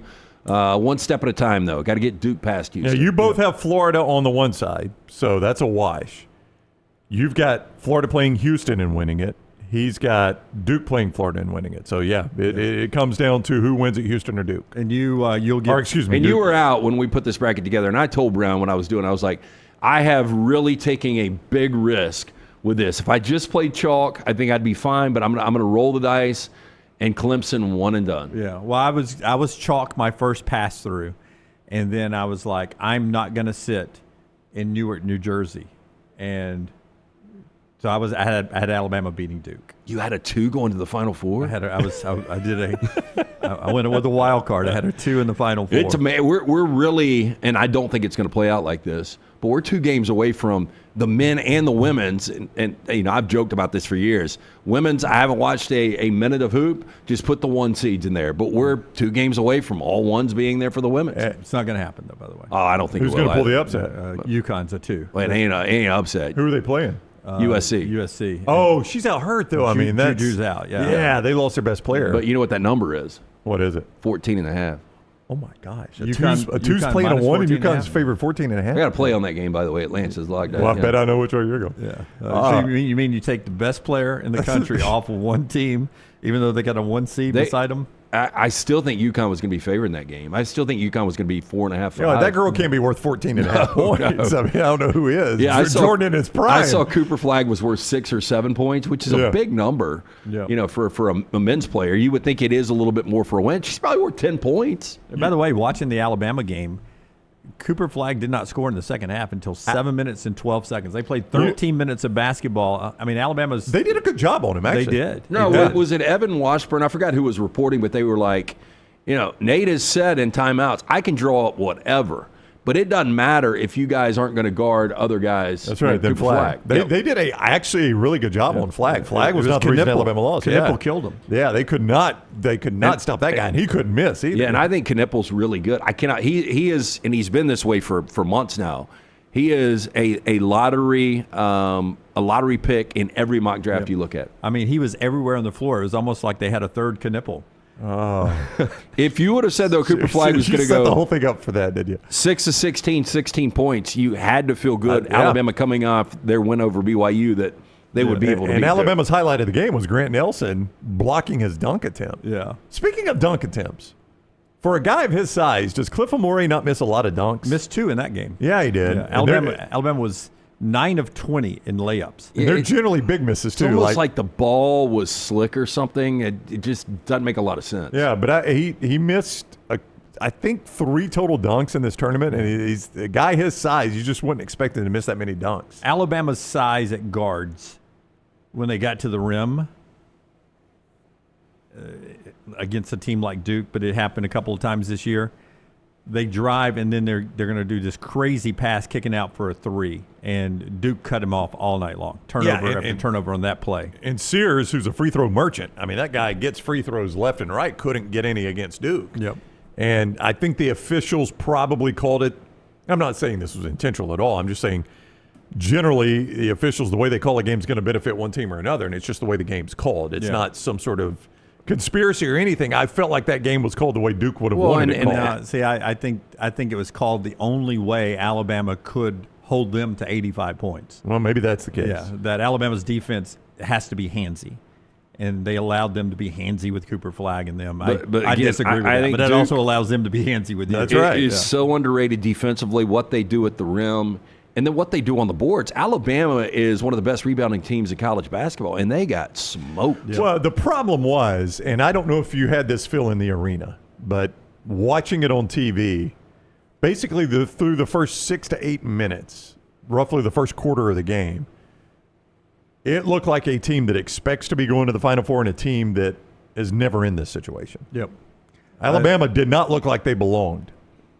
They finally settled down and they got into a little bit of a pace, and I think they cut it to like 6, and they were starting to play better. But boy, they dug a hole early. Brown and I were traveling. I didn't see a lot of the social media that you guys were doing, but were there talks in that building? Because the one thing I was having conversations with people about this game, and I was like, "There's no way that they can carry over what they did against BYU," but they are going to be very comfortable in that arena with those rims that they absolutely, completely dominated on. So were there talks between games on how comfortable Alabama was shooting the basketball in that arena? Yeah, they had all the confidence in the world going on, but if you watch the game, they just didn't get those shots up.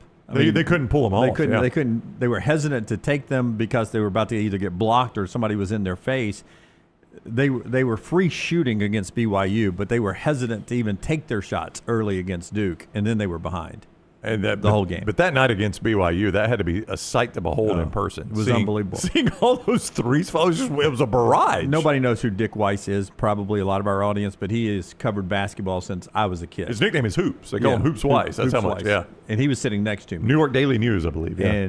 And to hear a man of his age, I don't know how old he is. Very. But he's very. And to hear him almost I'll have what she's having moans coming from him beside me during that 25 3-point game. What's our opening to trash? Yeah. Oh, instead of like Del Decca. And he finally started talking to me. He was like, "This is unbelievable." And I was like, "Did he call you young man?" I was like, "Little fella, I hope you watch this." I was like, I've followed you for years, and to hear you say this is unbelievable means a lot. And he goes, "I've never seen anything like this." Everything they were throwing up was going in. And I got to a point I was laughing. Yeah, it was absurd. Yeah. But then Feideline got fouled one time on the arm, and it banked in for a 3, and he was wanting the foul call even after the 3. And I looked at Dick Weiss, and I was like, when you're asking for a foul on a 3-pointer where it was an obvious hack and you bank it in from not even straight ahead, it was from the side, I said, it's your night shooting. But if you wonder what the difference is between the 82nd ranked defense in Ken Palm and the 4th ranked, you saw it. Yeah. And that was the difference, BYU's defense. And it's why I like that matchup for Alabama. I said all along, they're Kentucky light. Yeah. They're Kentucky without Kentucky athletes, and Alabama performed well against Kentucky. But there is no comparison for Duke. Like, you touched on this earlier. Alabama played the toughest schedule in the nation.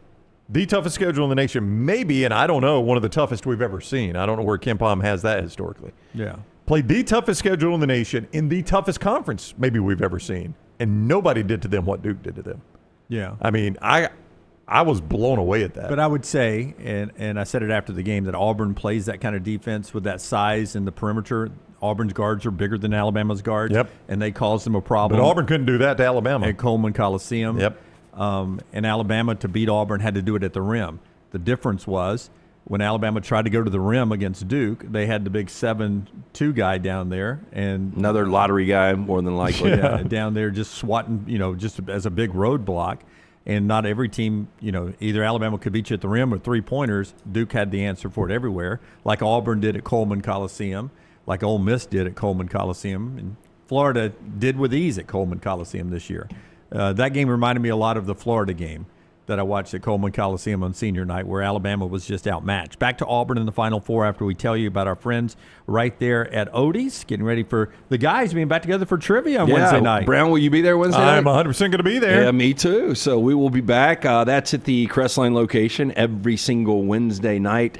Make sure you come out, enjoy the great food from Rodney Davis, the award-winning wings, delicious burgers, great sandwiches, ice cold beer buckets full of the Bud Light. Not only the original location at Crestline, also newest location in Edgewood. Get in, see Will Haver and that great staff. Birmingham Institution, it's Odie's Tavern. And our friends at Way to Wellness, your journey to healthy living. I only gained 2.5 pounds on this road trip, which was surprising to me because there was no medium meal. They only had a hot dog stand outside the media room, so I had to eat hot dogs I like hot dogs. just nonstop. And then I had 2 at Yankee Stadium. So hot dogs everywhere. I told Maggie, I said, I'm coming home, baby. 13 days on the road. I'm coming home, but I'm coming home a lot more than I left. And then I walked to the door, and she's like, you don't look any fatter.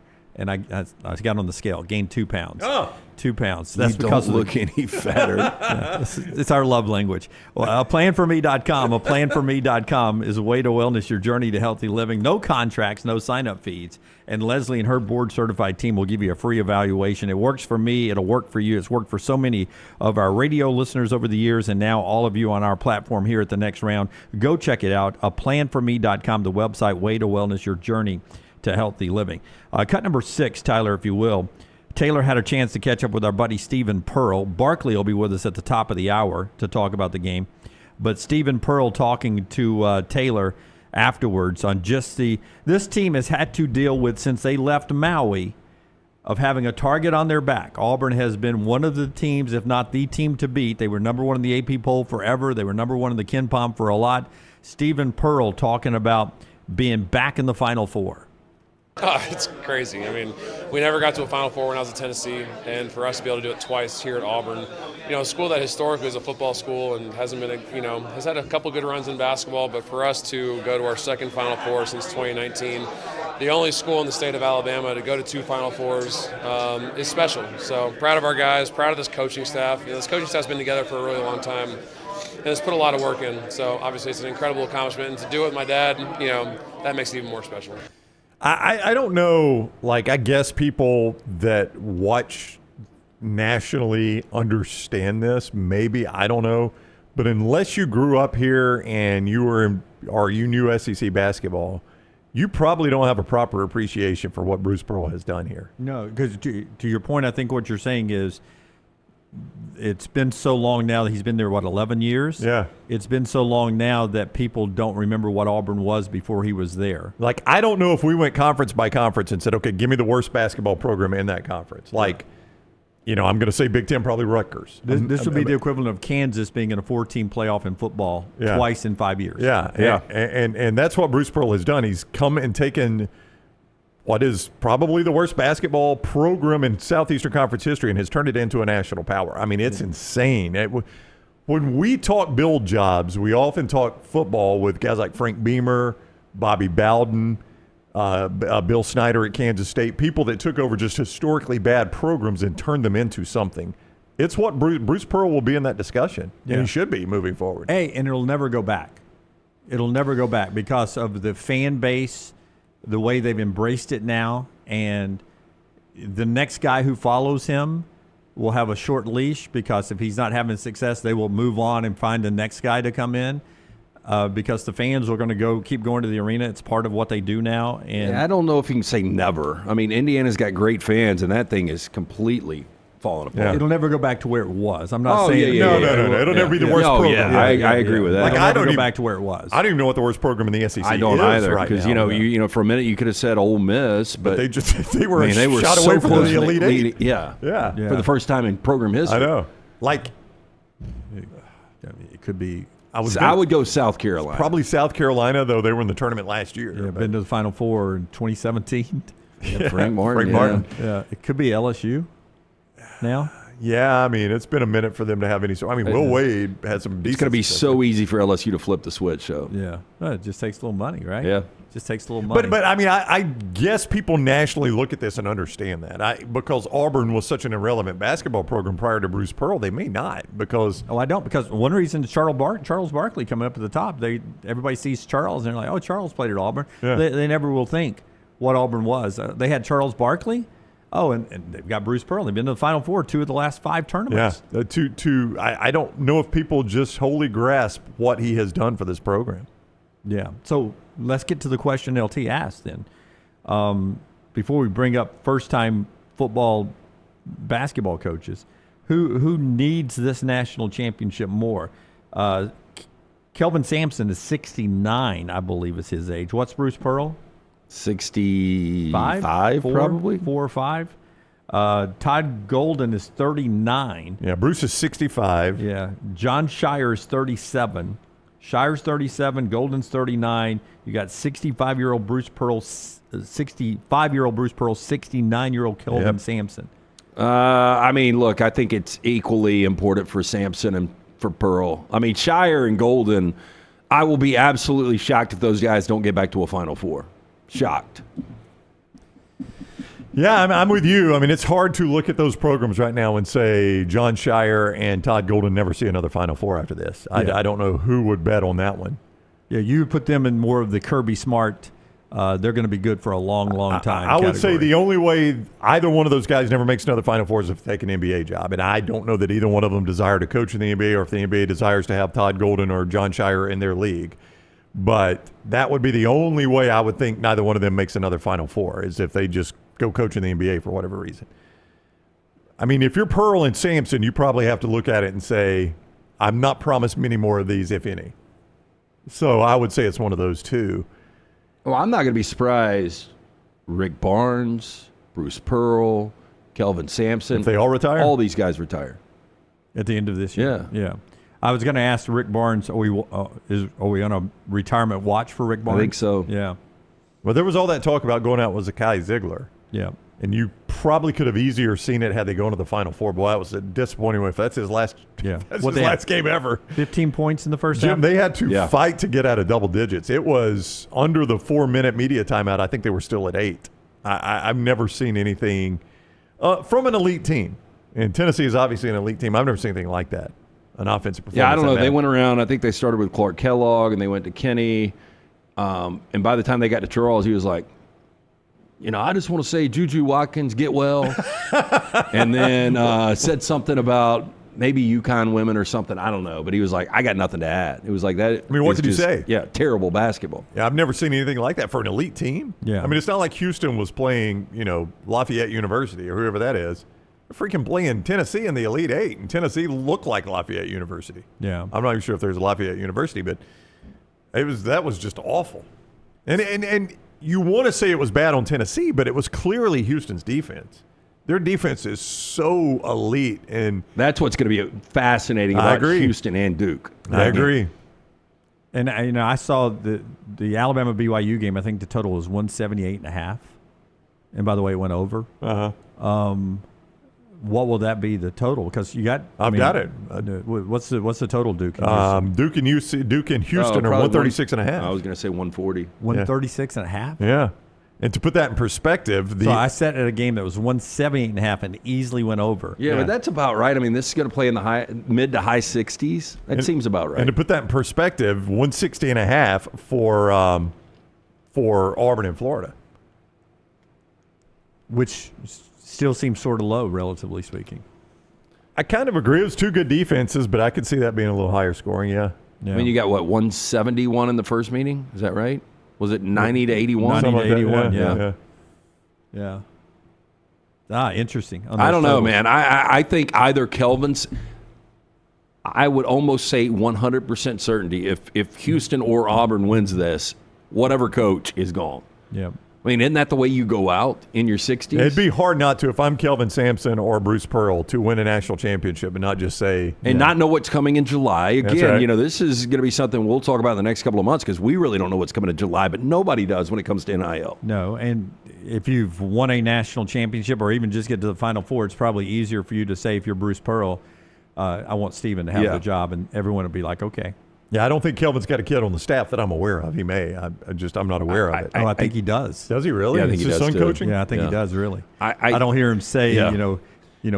whatever, Junior and I put the game plan together like Steven and I do. I mean, I feel like Steven's almost at times coaching the team. Yeah, I've got a feeling that Bruce is going to be done after win or lose, beat Florida, lose to Florida, win the whole thing, that it's going to be the transition to Steven. Yeah. Now, if you are the type person that likes to keep up with things like this, like when it's, first African-American coach to make it to the Super Bowl or two African-American coaches playing against each other, 3 of the 4 coaches in the Final Four are Jewish. And I don't know if that's a record or what, but I just saw it was pointed out in several places. So you have obviously Bruce Pearl, Shire, and Golden. Yeah, so 3 or 4 of the Jewish beliefs there in the Final Four. Down at the Alamo Dome in San Antonio, happening on Saturday. Our coverage will continue all week on our social media platform at Next Round Live. At Next Round Live, we can go right now if you haven't seen celebrations and net cutting videos and post-game sound and everything. Forrester and Taylor have that for you right now at Next Round Live. Thanks to our friends at Culver's who have brought us that coverage throughout the NCAA tournament from Lexington and Cleveland, Newark, and Atlanta. We appreciate those folks so much. Culver's locations all over America. The 2 closest to us are right at Tattersall off Highway 280 and off of I-459, Highway 50 near the Hoover Met. Great locations for a great lunch anytime, great dinner. The never frozen hand-pattied butter burger there. I like mine with double patties. You can get triple patty if you want to, or single patty. They've got great other stuff there, but also great desserts, the custards. It's all right there with our friends at Culver's. The show also being brought to you today by our friends at New York Butcher Shop, LT. I went to a real New York butcher. I went to Cat's Deli in New York. And they were like, these sandwiches, don't eat. But don't tell me you thought they were overrated. No. It's the famous pastrami sandwich, the right? famous pastrami sandwich. Yeah. It was delicious. It was fantastic. There it is. That's how do you even put your mouth around that thing? There's no way you can. I've always wanted that done away. But I did tell them, because they were raving, everyone at the table was raving about it, and I said, at New York Butcher Shop here locally, it's exactly like this. It's a big stack of New York deli meat, and it's, I'm going to say it, it's as good as Cat's here locally. You got prison water behind it. Yeah, exactly. How you boys drink this water? Tell us about the New York Butcher Shop. I was out of town on Saturday, just getting back in. I was trying to make it in time to get a couple of steaks before they actually close on Saturday. Didn't make it. I will make it out this week, though. Fantastic. Just the absolute best when it comes to the fillets, the ribs, the chicken. They've got incredible side dishes as well. Fantastic selection of fine wines and desserts. One-stop dinner shop, 2 locations, the original Cabo Heights, Highway 119 in Greystone. Get in, see Jim and the great staff, the New York Butcher Shop. And our friends at New Life Art, Daniel Moore. 25 threes in a game. I was joking with Mark Sears in the tunnel. I was like, do you know who Daniel A. Moore is? Is there a chance he'll paint 25 threes for Alabama? That painting there. If he does, you'll be able to get it at DanielMooreArt.com. DanielMooreArt.com. That's where Nick Saban, the legend, is. 6 national championships in Tuscaloosa. All the great works from Daniel Moore. DanielMooreArt.com. The promo code TNR, the promo code TNR right there with DanielMooreArt.com. Viewing menu today brought to you by our friends at Michelson. 205-969-8100 to view a life in high definition. You need to go see the Michelsons, Dr. Mark Michelson, Dr. Jen Michelson, best in the business. I went in over 20 years ago, got the procedure done, still have 20/15 vision, better than 20/20. 205-969-8100. Ask for Amy. Tell her the Next Round sent you. She's going to hook you up with a hassle-free consultation. You have 0 to lose to find out if LASIK is right for you. For more information, MichelsonLaserVision.com. All right, got a few different things tonight. We got a new Netflix doc called Gone Girls, the Long Island Serial Killer, and it is a tense true crime series. It's 3 parts, 1-hour episodes each, that examines the hunt for the Long Island serial killers through the perspective of his victims, their loved ones, and the police. Okay. So if you're addicted to true crime documentaries, I can tell you whose attention you got in here. Well, I don't know if I'll watch that just because they are very similar, a lot of these true crime docs. I did watch Adolescence, the 4-part documentary that Stephen Graham did. Not documentary, 4-part miniseries on Netflix. Have you guys seen that? 13-year-old is accused of murder. Ooh. Haven't seen it. Oh, that's bad. It's very depressing. I bet. I have not seen that one. That sounds really dark. But at 6:40 tonight on the FXM channel, you've got Dawn of the Planet of the Apes. I really like this movie, Planet of the Apes. The reboots have been one of my favorite franchises as of recent. I can't get into it. Liked it as a kid, but yeah, I saw the original. That was it for me. That's a good one too. And it freaked me out. What do you think of White Lotus? I have not caught up yet, so I guess I'm 2 episodes behind. Yeah, I like the fact that Sam Rockwell. I'm not going to give anything away. We get the true Sam Rockwell last night, but it hadn't hit yet. Yeah, and I keep waiting. I'm like, episode 6 is going to be it. Episode 7 is going to be it. I guess it's going to be in the series finale. I would tell you that Duke. There was conversation in Newark where the athletic director and some Duke people were talking. They were upset the way that they used their name without their Are you kidding? Without their consent. They don't like the way the Duke North Carolina thing is portrayed, and they were not happy about that. Yeah, worry about your football program for a little bit. What else, Tyler? Is that it? One more? Tonight on ETV. I love this movie, although I really wouldn't recommend watching the TV version of it. It's super bad. It's a great movie. And I agree. I think it's the American Pie for my generation. Yeah, in much better film than American Pie. I agree. Like, I don't even know is there an edited version that you can watch? Yeah, I've seen it on, like, TBS. Does Seth's pants still get stained on the TBS? They do. Okay. And that's the Michelson viewing menu there, brought to you by our friends at Michelson. Yeah, 205-969-8100 or michelsonlaservision.com. Late for a break. One thing I've noticed when LT and Brown are on vacation, Tyler's got nothing to watch in the viewing menu. He saves them all for when LT's back. We're back in a second right here on The Next Round. Follow Brownie on Twitter and Instagram at Ryan Brown Live. I'm attorney Alexander Shinar, Alabama born, Alabama raised, and ready to fight for your rights. I have one of the largest firms in Alabama, and we are here to help you get the compensation you deserve. Call me, Alabama, 323-1000. Your representation is made that quality legal services being performed is greater than those of other lawyers. The biggest and baddest track in NASCAR is Talladega Super Speedway, and it's ready to put on another amazing show in April. If you've never been to the Talladega Super Speedway, you have to check it out. This beast is 2.5 miles of nothing but pure speed and incredible action at every single turn. Don't miss the Jack Links 500 NASCAR weekend at Talladega Super Speedway, April 25th through 27th. Get your tickets now at TalladegaSuperspeedway.com. Don't miss the action. TalladegaSuperspeedway.com.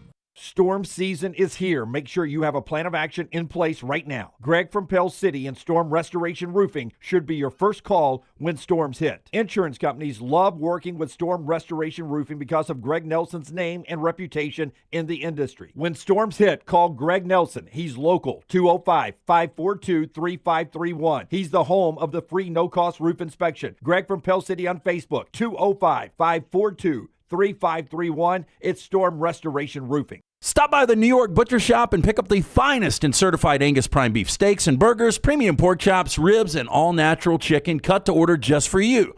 Their chef-prepared entrees and side dishes are the perfect dinner-to-go choice for your family and are ready to heat at home. With a great selection of fine wines and desserts, the New York Butcher Shop is your one-stop dinner shop. 2 locations to serve you, Cahaba Heights and on Highway 119 in Greystone. The New York Butcher Shop. Rare quality, well-done service. What a great time of year to be online with our friends at MyBookie.ag, MyBookie.ag, where right now you get a major current sign-up bonus, a 50% deposit bonus up to $1,000, plus a $10 casino chip when using the code NEXTROUND. That's code NEXTROUND. We're talking about all the madness of March, the NBA playoff race, the start of Major League Baseball, and it's all for you right now online when using the code NEXTROUND. Go sign up today, mybookie.ag, code NEXTROUND. Hey, there's nothing worse than waking up to a plumbing problem. Don't get caught in a flooded house. Call the guys at Hemp Hill Services. Adam, Chad, and the team at Hemp Hill are the only ones I trust to fix it and fix it right the first time. Hemp Hill Services does it right and always at a fair price. For all of your plumbing, cooling, and heating needs, trust the name that Birmingham has trusted since 1954. That is Hemp Hill Services. Call now, 205-229-2090. That's 205-229-2090. It's bow time. Tired of choosing between sweet and savory? Why not have both? Introducing Bojangles' new chicken and bowberry waffles. The bold Cajun chicken filet you love, now drizzled with a bowberry honey glaze and sandwiched between two warm waffles. Which means your favorite meal of the day just met your new favorite dish. And lucky for you, it's served all day. But it's only here for a limited time, so try chicken and bowberry waffles at Bojangles today. It's bow time. Let's face it, a home is one of the most powerful assets you can have, and our friends at Mortgage Right want to help you build wealth through home ownership. Mortgage Right is all about providing competitive rates, a variety of loan products, and a multitude of resources for a seamless home buying experience. They treat their borrowers like family and are always looking to bring more happy homeowners under their roof. See more by visiting mortgageright.com/TNR today and start living. That's mortgageright.com/TNR. NMLS 2239, equal housing lender. I'm attorney Alexander Shinar, Alabama born, Alabama raised, and ready to fight for your rights. I have one of the largest firms in Alabama, and we are here to help you get the compensation you deserve. Call me, Alabama, 323-1000. Your representation is made that the quality of legal services performed is greater than those of other lawyers.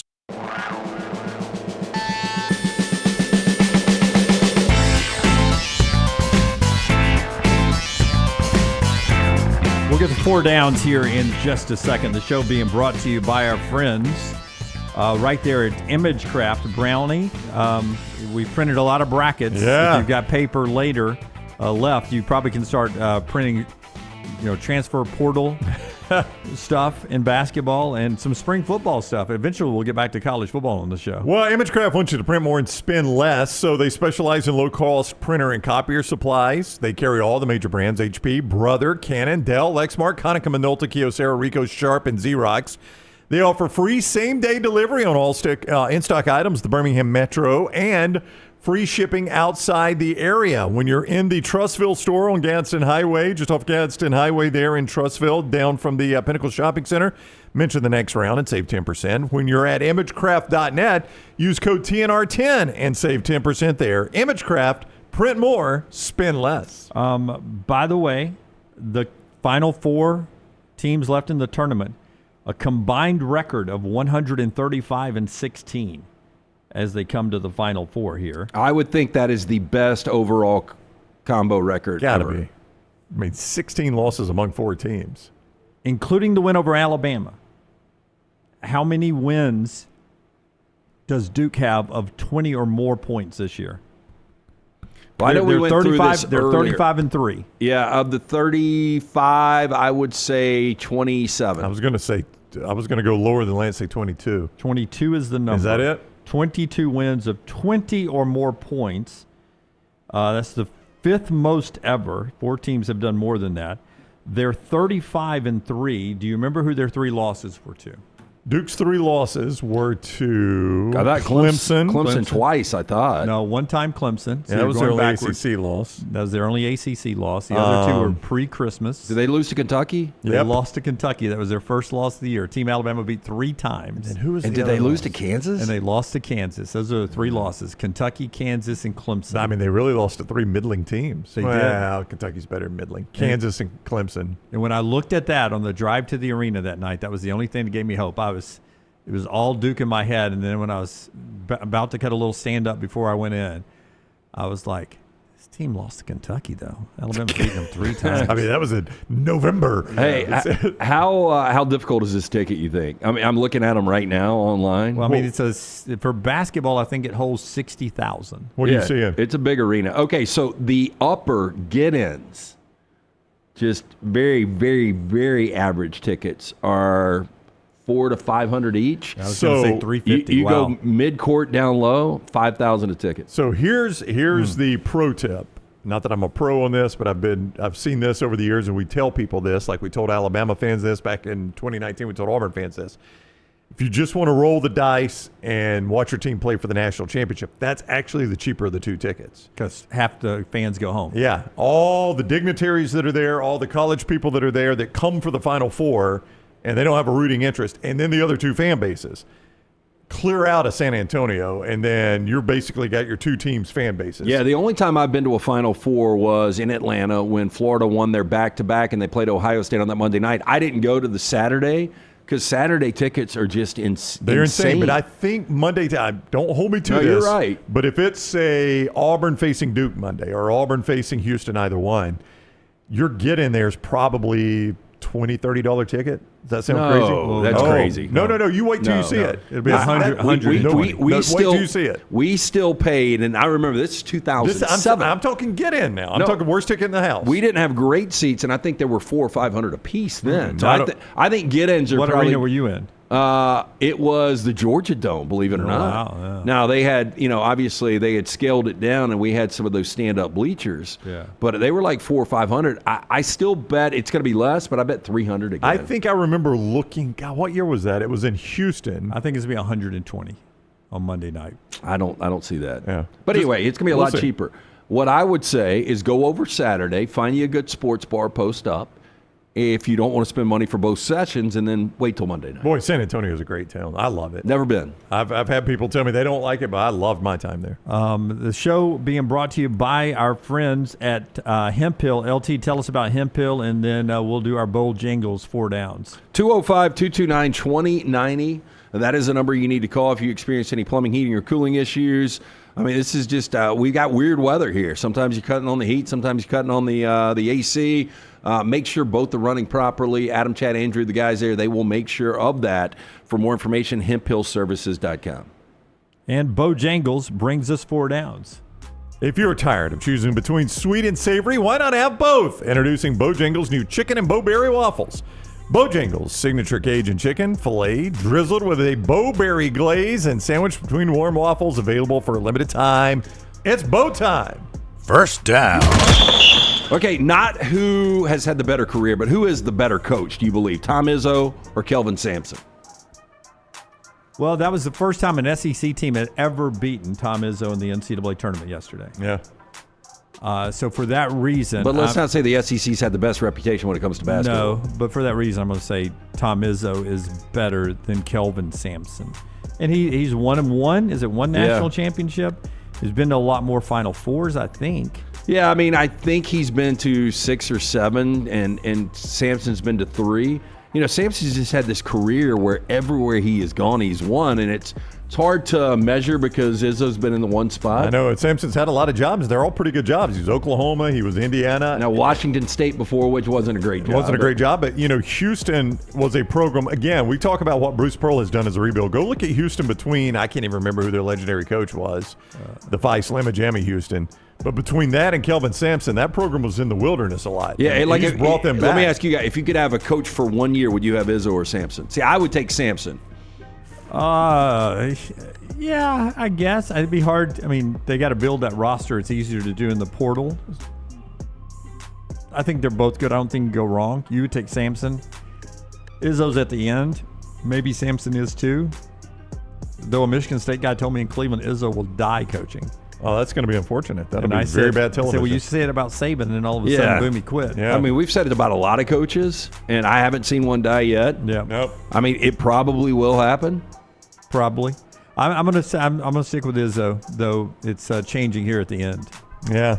I'd take either one. I think probably lean Sampson. I think Sampson's having a better ending. Yeah, I would agree with that. But, I mean, Izzo was just in the Elite Eight again. Second down. We were talking about the Maryland job a little bit ago. If I ask you guys, because at one time we probably would have said Kentucky, maybe Florida, but how many SEC jobs are better than the Maryland job right now in basketball? Well, Kentucky and Florida. Tennessee. Alabama, Auburn. That's 5. Arkansas is. Arkansas, sure. Texas. 6. Texas. Probably Oklahoma. 8. Oklahoma's getting close to it, though. You know, I was reading about it yesterday. More than half, though, right? Yeah. I was reading about this whole situation, Right at half, and a lot of the Maryland people are pissed that they went to the Big Ten because they view themselves as a basketball ACC. school that was much better fit in the ACC. And the athletic department is like, guys, y'all don't have to balance the budget. We have to That's balance. And we can't do that on ACC money. Yeah. We can barely do it on Big Ten money. Yeah, these are the decision makers that decide to leave the ACC to go to the Big Ten for more money. Much like, Duke decision makers that are worried about a guy wearing a sweatshirt in a controversial series. Hey, by the way, it's easier, in my opinion, for Maryland to be elite in basketball in the Big Ten than it is for Maryland to be elite in football in the Big Ten. So they shouldn't be bitching and moaning about being in the Big Ten in basketball. They should be embracing it and dominating it. I'm surprised, much like I'm surprised at how little success Missouri's had in basketball here. Yeah. I'm surprised at the lack of success Maryland's had in basketball in the Big Ten. Yeah, but if I was a Maryland fan, I would be upset. There was no reason to leave the ACC.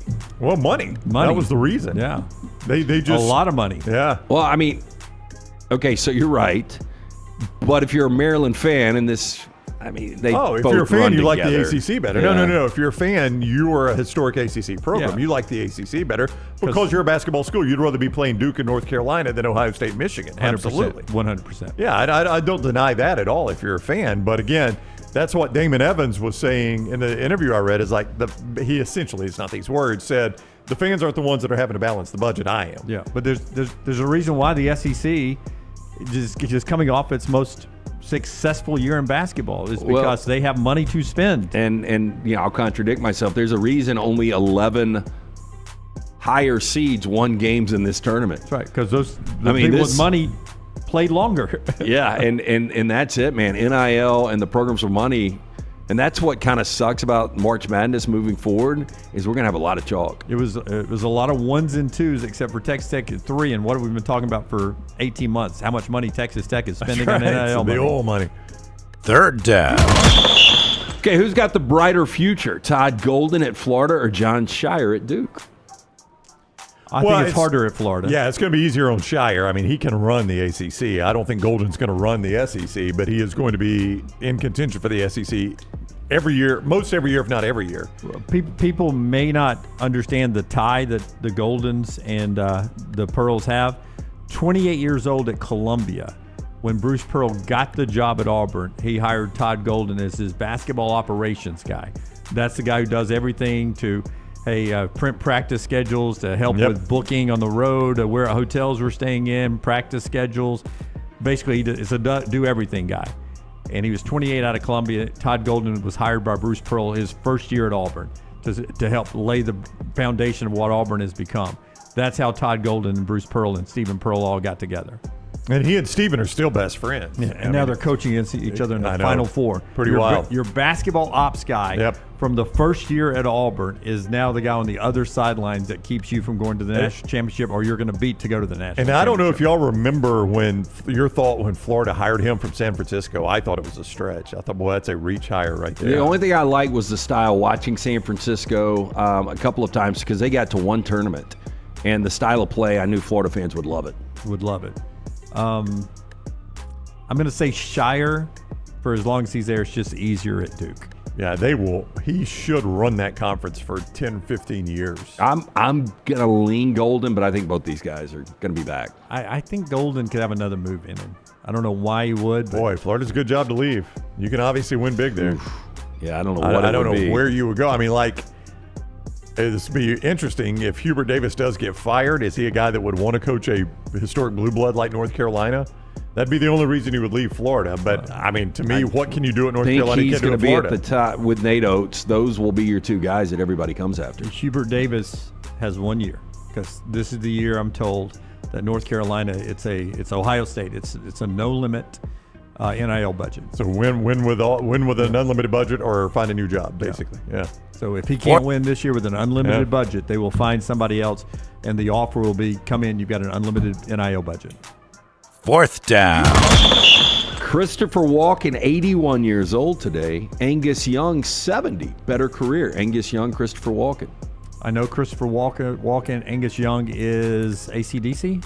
Very good. Very Dunaway, nice. good lead guitarist, AC/DC. Dresses like the schoolboy, but has had an incredible career. I mean, I'm sure he has, but he's the lead guitarist.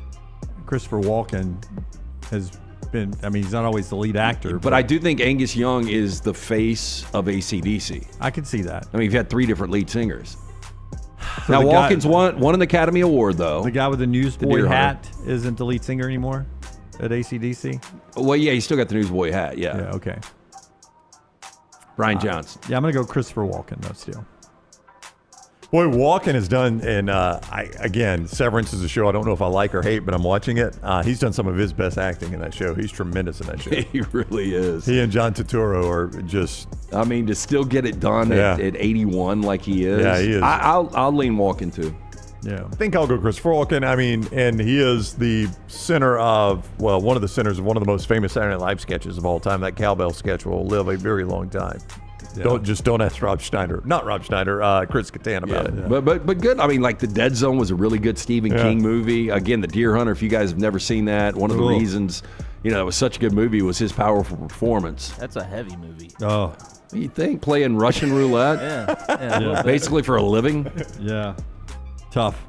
All right, that is 4 Downs today, brought to you by our friends at Bojangles. It is always bow time. It's always great fun at NASCAR. Last year, we took Taylor and EG out to Talladega for the first time ever. They loved it. You can maybe make your first experience at Talladega Superspeedway. I tell people all the time, if you're a NASCAR fan or not, if you live in Alabama, you need to go to Talladega Superspeedway. You don't even have to be a NASCAR fan to enjoy the people watching, the pure power, the noise, everything. It is the biggest, baddest track in NASCAR. It is Talladega Superspeedway, ready to put on another amazing show in April. If you've never been to the track, you need to go check it out. So what I'm just telling you, it's 2.5 miles of nothing but pure speed, incredible action at every turn. Don't miss the Jack Links 500 NASCAR weekend at Talladega Superspeedway, April 25th through 27th. Get your tickets now, TalladegaSuperspeedway.com, TalladegaSuperspeedway.com. The great Charles Barkley talks about his Auburn team headed to the Final Four next. Follow Dunaway on Twitter and Instagram at Jim Dunaway. I'm attorney Alexander Shinar, Alabama born, Alabama raised, and ready to fight for your rights. I have one of the largest firms in Alabama, and we are here to help you get the compensation you deserve. Call me, Alabama, 323-1000. Your representation is made that quality legal services being performed is greater than those of other lawyers. What a great time of year to be online with our friends at MyBookie.ag, MyBookie.ag, where right now you get a major current sign-up bonus, a 50% deposit bonus up to $1,000, plus a $10 casino chip when using the code NEXTROUND. That's code NEXTROUND. We're talking about all the madness of March, the NBA playoff race, the start of Major League Baseball, and it's all for you right now online when using the code NEXTROUND. Go sign up today, MyBookie.ag, code NEXTROUND. Hey, let me tell you about our friends at Urology Centers of Alabama. Compassionate and comprehensive urological care with 35 physicians, 17 locations across Alabama. Their patient-centered approach to all of your urological needs. Remember, they've got that new men's health center. It is beautiful, helping men with a wide range of sensitive male issues in a comfortable environment. You can always go online, visit urologycentersalabama.com, schedule an appointment with one of their many urologists today.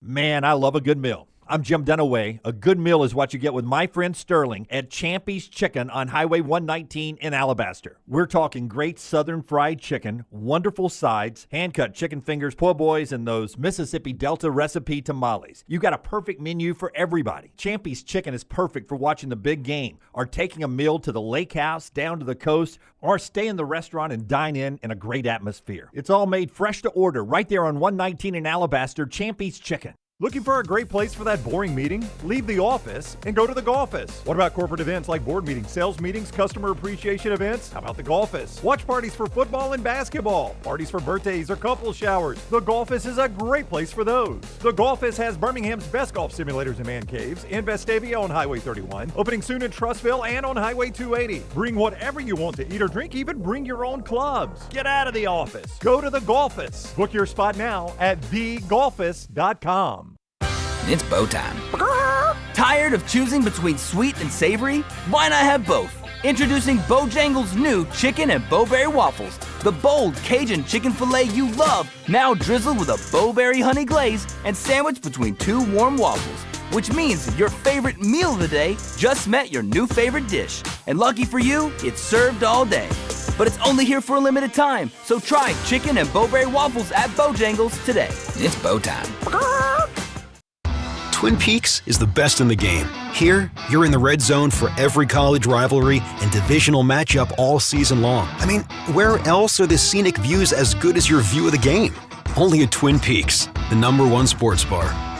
The biggest and baddest track in NASCAR, Talladega Superspeedway is ready to put on another amazing show in April. If you've never been to this track, you've got to come check it out. 2.5 miles of nothing but pure speed and incredible action at every turn. Don't miss the Jack Links 500 NASCAR weekend at Talladega Superspeedway. It's April 25th through the 27th, and you can get your tickets right now at TalladagaSuperspeedway.com. That's TalladagaSuperspeedway.com. Hey, you. Days warming up, looking like spring.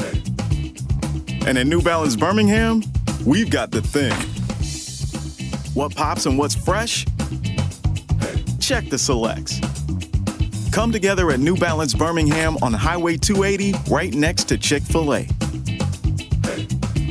New Balance Birmingham, we got now. I'm attorney Alexander Shinar, Alabama born, Alabama raised, and ready to fight for your rights. I have one of the largest firms in Alabama, and we are here to help you get the compensation you deserve. Call me, Alabama, 323-1000. Your representation is made that the quality of legal services being performed is greater than those of other lawyers. Jim Dunaway, Lance Taylor, Ryan Brown. Live from the Birmingham Racecourse Casino Studios, the next round, presented by Bud Light, is on now. Champy's world famous fried chicken brings you the final hour of our show every day since we started this for 920 shows. They've been right here this hour. Highway 119 in Alabaster, same location over a decade. Sterling loves sports. He loves college football. He loves college basketball. And he loves giving you the best fried chicken around. Brined overnight, cooked to order, Mississippi Delta recipe tamales, and so much more. It is Champy's world famous fried chicken. When Brown gave us the update this next guy was coming on, it made me it fired me up because I know he's as happy as anybody in America. He is the great Charles Barkley, Hall of Famer, great Auburn man and great Auburn fan, seeing his Auburn Tigers head to the Final Four. I do envision, though, Charles, when he gets a text from me about coming on the show, it's like those Blake Griffin commercials. He just he buries his head in his hands. He's just glad it wasn't me. We're like the Blake Griffin commercial for you, aren't we, Charles? Hey, yeah, by the way, before we get into this, is Blake Griffin like the fun guy that he seems like he would be, going back to some of the roast he's done and some of the commercials he does? You know what's interesting? I've only got to know Blake in like the last year. He came to Tahoe for the first time, and we spent time together, and he says, "I got to tell you this. I've spent more time with you than I could. I don't even think we had ever met, to be honest with you." And he says, "You're actually a really nice guy." I said, "Well, thank you." He says, "I just want you to know I've hated you my whole career." Because he took personal, because I thought he should have been a better rebounder. I say a guy that explosive should be averaging double digits in rebounds. He's a terrific player, but I said, "Yo, man, you got to get me more than 6, 7 rebounds the way you jump." And we spent time in Tahoe together. Then we spent time down at the match, and we've actually become really good friends. And I told him, I said, "Yo, man, do not take things I say or any person on television personally. I've never taken a personal shot at a player." Now, I said, "Yeah, I criticize guys. That's my job, to be honest. But, dude, I think you're a heck of a player." And we've actually become really good friends. And he's been sending me finger emojis like every day this weekend. Every time he sent me the finger like 22 times. Every time we go to a Blake Griffin commercial, I take a shot at him. So I listen. We all grew up in this state, Charles, and to see Auburn go to the Final Four 2 times. I don't think I would have ever thought that was possible. You played at the program. Can you put into words, we were just talking about this, I don't know if people nationally can appreciate what Bruce Pearl has done here, taking this program to the Final Four twice. Well, I think I've said it. What Bruce Pearl has done for Auburn is just unimaginable in my eyes. I never thought Auburn would make it to their first Final Four. And I want to give Nate Oates his flowers too. I never thought Alabama would make it to the Final Four. What these two guys have done for the state of Alabama is incredible. You know, it got to the point Bruce did such a good job. People have been disappointed the last couple of years. Can you imagine? Think about that. That's how far we've come with Bruce, that Auburn made it to March Madness the last couple of years, and our fans have been disappointed. That just tells you what a terrific job he has done. And to get these guys back to the Final Four, and first of all, be the #1 overall seed, I just want to say thank you to Bruce and his entire staff. And obviously the players are important. But I don't think any of these players on that team he took to the Final Four. It was 19? Yep. So to be this consistent, man, shout out to Bruce Pearl and his staff. Chuck, I might be completely off. I've just got a feeling this might be it for Bruce. He's 65 years old, another Final Four. The obvious transition would be Stephen. Are you a guy that endorses Stephen Pearl if Bruce is done this year, next year, and the next couple of years? Oh, yeah, I like Stephen a lot. I think they're two peas in a pod. Listen, if Auburn won a national championship and Bruce Pearl walked away, you can't go out better than that. I mean, listen, first of all, he can coach. He can coach as long as he wants to. You know, I think that Final Four the first time got him a lifetime job at Auburn, and he deserved it. But hypothetically, if Auburn wins the national championship and Bruce walked away, it would be that, you know, you talk about dropping the mic. You can't do it any better than that. I'm trying to think. You know, there's a couple players. I know John Elway did it as a player. I think Jerome Bettis did it as a player. But I don't remember a coach leaving after he won the national championship in any sport, to be honest with you. So, like I say, this is all conjecture. But if Auburn wins the national championship and Bruce retired, that'd be an amazing walk-off and pass the torch to his son. Yeah, that would be good. We're big fans of Stephen as well. I'm interested. Okay, now you're to the Final Four. It's all one seeds. Auburn's the #1 overall seed in the tournament, but they're the betting long shot to win the Final Four. That's only because, you know, I thought Auburn was the best team that I saw play early most of the season. But then when Florida came down and spanked them, that's the first I started really watching Florida. That's the only reason, because I think Florida's probably going to be – that might be a pick 'em game. I haven't looked at any point spreads. I came back to my house in Philly today to drop off all my damn dirty clothes.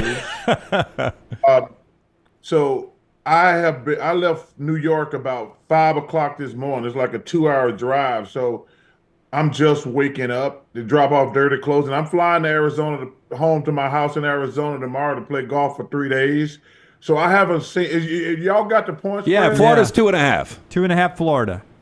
See, I thought, and they only giving them the advantage because they beat Auburn in the jungle, which is a very difficult place to play. What's the line on the Duke game? 4.5. Duke, so 4.5. I tell you what, I need to know two things before I answer any real questions about the game. Johni's elbow and ankle and Chad's wrist. Those are two things that I need to know before I get to San Antonio Friday. And I'll talk to Bruce in the next couple of days. I know they got a lot going on. I don't like to bother him. But I'll call and check with him and see, hey, how's Johni's arm and ankle and how's Chad's wrist doing? But, man, Auburn's going to have to play much better than they did when against Florida. They're going to have to play much better than they did at that time. Charles Barkley is with us as Auburn Tigers getting ready to play Florida. There's so much familiarity, and I don't know how this plays into it, but obviously Todd Golden is almost like part of the Pearl family, Charles, which makes it kind of a cool storyline. But, boy, I mean, these teams are so familiar with one another. Yeah, I wouldn't be worried about Coach Golden. I'd be worried about that damn Clayton boy. He can play, Danny. He can play. Well, they were beat, Chuck. They were beat. They were 95% beat the other night. I said on the show, man, that's going to be a long trip back to Lubbock, Texas, because there's no way Florida should have won that game. And Texas Tech outplayed them, outmanned them, and, they missed those two front end of 1-and-1s. And then Mr. Clayton, first of all, the other kid, I forget his name, he hit the first three that started the Florida run. I think his number is 10. I can't remember his name. He hit a three from the right wing. That started the whole thing. And then that allowed Mr. Clayton to do his thing. But, man, Donaway, if I'm Texas Tech, we flat out blew that game. Flat out blew that game. So Johni Broome is the best player on Auburn's team, but the most talented, I think, is Pettiford. Coming off the bench, true freshman. I said earlier, just based on his size, the size alone reminds me of Iverson, but is there a game that Pettiford, it kind of resembles for you? Oh, man, we were talking about that the other day. He reminds me of this lefty. I forget who it was. Reminds me a lot of him, but I can't think of his name because, man, my head is spinning from watching basketball for the last 3 weeks. But he's got a bright future. This is going to be a very interesting Final Four because I don't think anybody will be shocked if any of the 4 teams won. I mean, the committee got it right.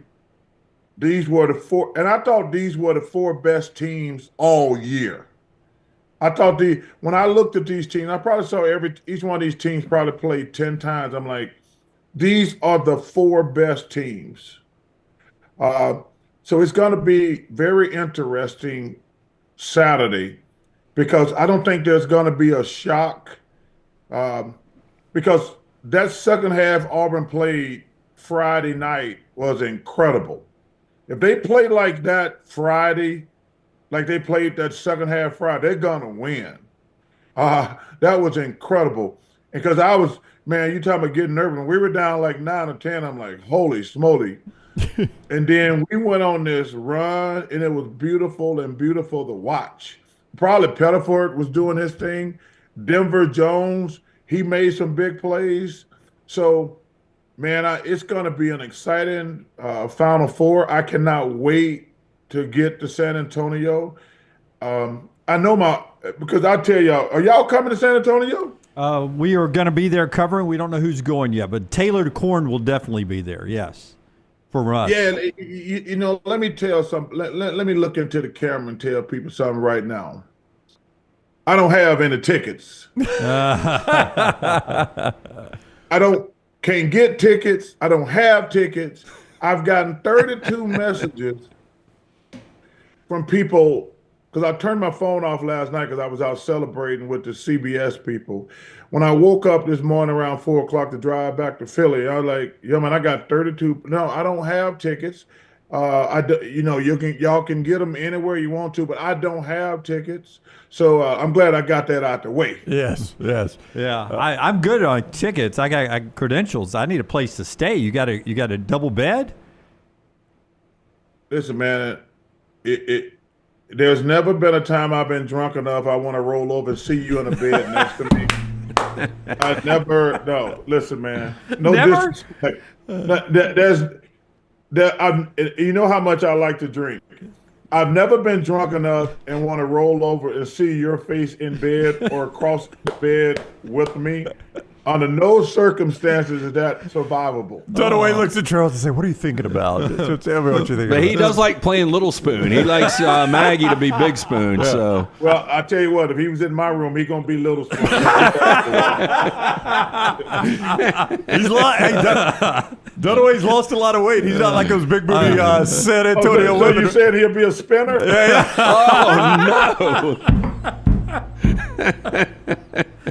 Oh, no. At least order some waffles. Come on. Yo, I'm black, Donaway. We eat pancakes. We don't do waffles. I'm black, Dunaway. It is. Okay, black people don't eat waffles. We eat I pancakes. didn't know that was a black and Just white. because we've lost it. Yeah, go ahead. No, chicken. Well, I mean, I'm not trying to stereotype here, but I think chicken and waffles is pretty popular. I love it. It's pretty popular in the black community. Roscoe's doesn't have chicken and pancakes. Am I wrong about that? Yeah. You know what? I have never got into that chicken and waffle thing, and I love fried chicken. I love fried chicken, but I've never did the waffle thing. I've never, and I know there are some places called. Stop calling me. I know a lot of people like chicken and waffles. I've never been a fan of that. Okay, because Brown brought it up, have the San Antonio women gotten better looking or skinnier? They good looking. They just big. You can be big and attractive. Yeah. You know what? You have been drunk enough for that, though. You know what they always say, Donaway? You can't drink them. You can't drink them thin, but you can drink them pretty. Don't forget that. All right, Charles, congrats to your Auburn Tigers. I know you're very proud, and enjoy San Antonio. We always appreciate the time with you. Hey, man, I appreciate it. I'm so proud of those kids, man. And, hey, shout out. I want to give Coach Freeze some love, too, man. I know he's balancing some stuff right now. I talked to him, sent him a couple messages. I want to wish Coach Freeze the best with his health. But, man, congratulations to Bruce Pearl and those kids, and I cannot wait to get to San Antonio. Yep. Well, we look forward to seeing you there. Thank you, Charles. Take care, buddy. Safe travels. All right, brother. Y'all be safe. All right, man. Thank you. Charles Barkley with us on the Shannara Hotline. Alexander Shannara Trial Attorneys brings you Charles Barkley with us there. I hope that is the first and last time you will be referred to as a spinner. That came out of left field there. That's Charles scored there. Yeah. You notice how quick the interview ended from Brown's point of view when I talked about drunk enough to. Well, I felt like we had exhausted the interview. Yeah. Charles clearly had not broken down tape on all the teams in the Final Four, so I wasn't going to keep hammering those questions. The next question was, have you ever gone bigger than yourself? Dr. B brings you part of the show today. Tell us about Dr. B. Dr. B, the absolute best in the business. If you're starting to thin out, look, watching the tournament, you see guys in their 20s that start thinning out. If this is you, whether it's your 20s, 30s, 40s, 50s, be preemptive. Dr. Beckenstein, his staff, the absolute best in the business. T3hair.net for more information. T3 has that new test. It's so easy, painless, affordable. Takes 4 seconds to perform. It will show which medicines and compounds will specifically work for your hair loss. There are over 10 categories right now of agents they can use, knowing each will work for you. They will custom compound these agents for you in pill or topical form. You pick and choose which agents you actually want. Stop wasting your money and critical time while you're losing hair on treatments that aren't working for you. Come see Dr. B and find out what will work for you. 205-319-0316. Tell his staff the guys from the next round sent you. For more information, t3hair.net. And since we were just talking chicken with our friend Charles Barkley there, Champy's Chicken, again, Highway 119 in Alabaster. Go by and see Sterling and the crew there.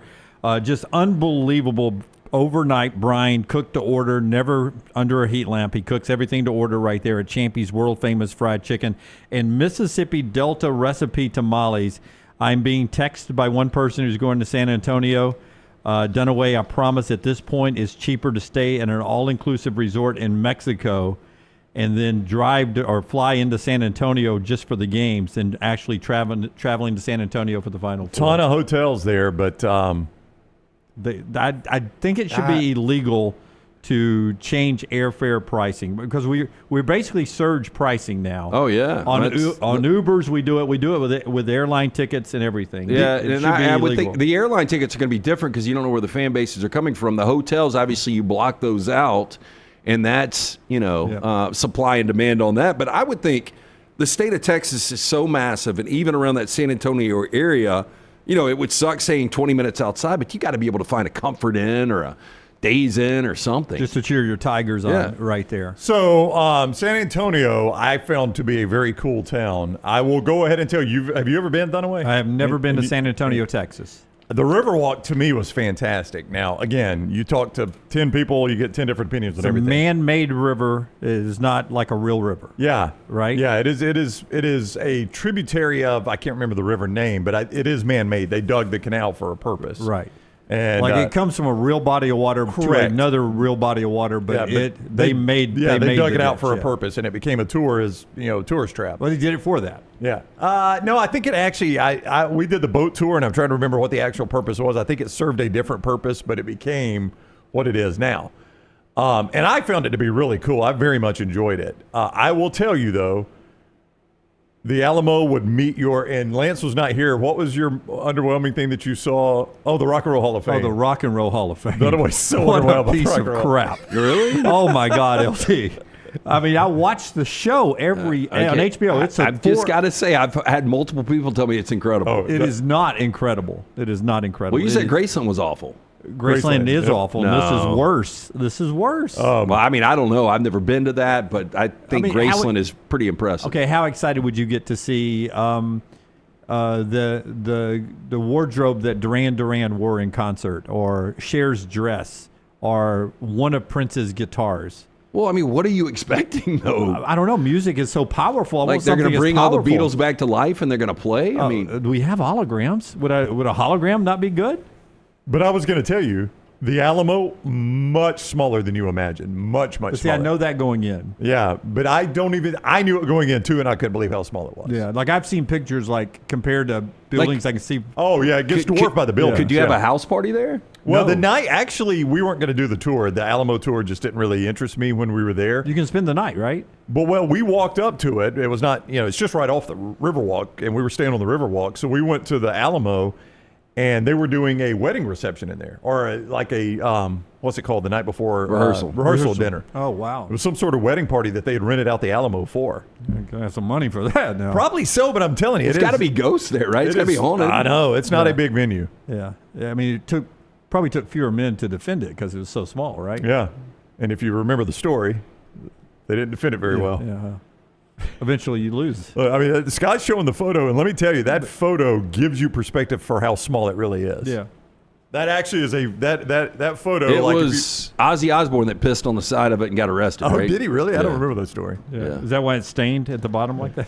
I bet his stains things. Laura says it's like the Liberty Bell, just much smaller than you think. The Liberty Bell, I've seen that. That is smaller. I thought it would be bigger. It's the Liberty Bell.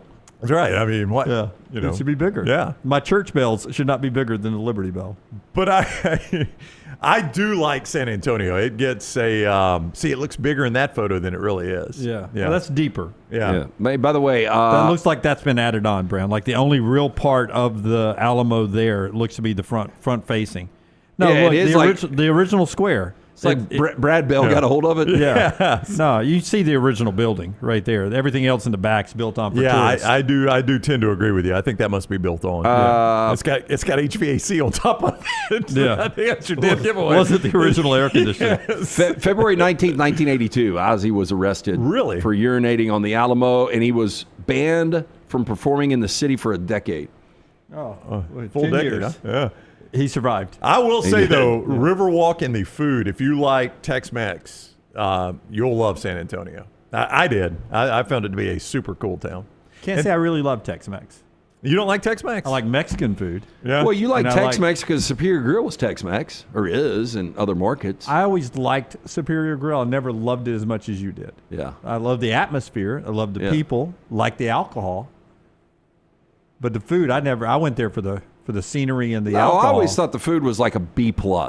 Yeah. But everything, all inclusive, how powerful the margaritas were. 100. And just the people. Charles asked, what historical Barkley? site have you... No, this is Charles in the chat room. What historical site have you been to that you were not underwhelmed? Grand Canyon. Okay. It's going to be hard for that to underwhelm. Grand Canyon met my expectations. Golden Gate Bridge? Well, I'll tell you. You and I were at the Golden Gate Bridge together. Yeah, I've seen that 2 or 3 times. I mean, it's a pretty bridge. I mean, the Willis Tower. Well, I don't think we talk enough about like the George Washington in New York. I mean, that's a pretty significant bridge. It's not as pretty, the scenery around it and everything, but without the GW Bridge, I mean, New York would shut down, right?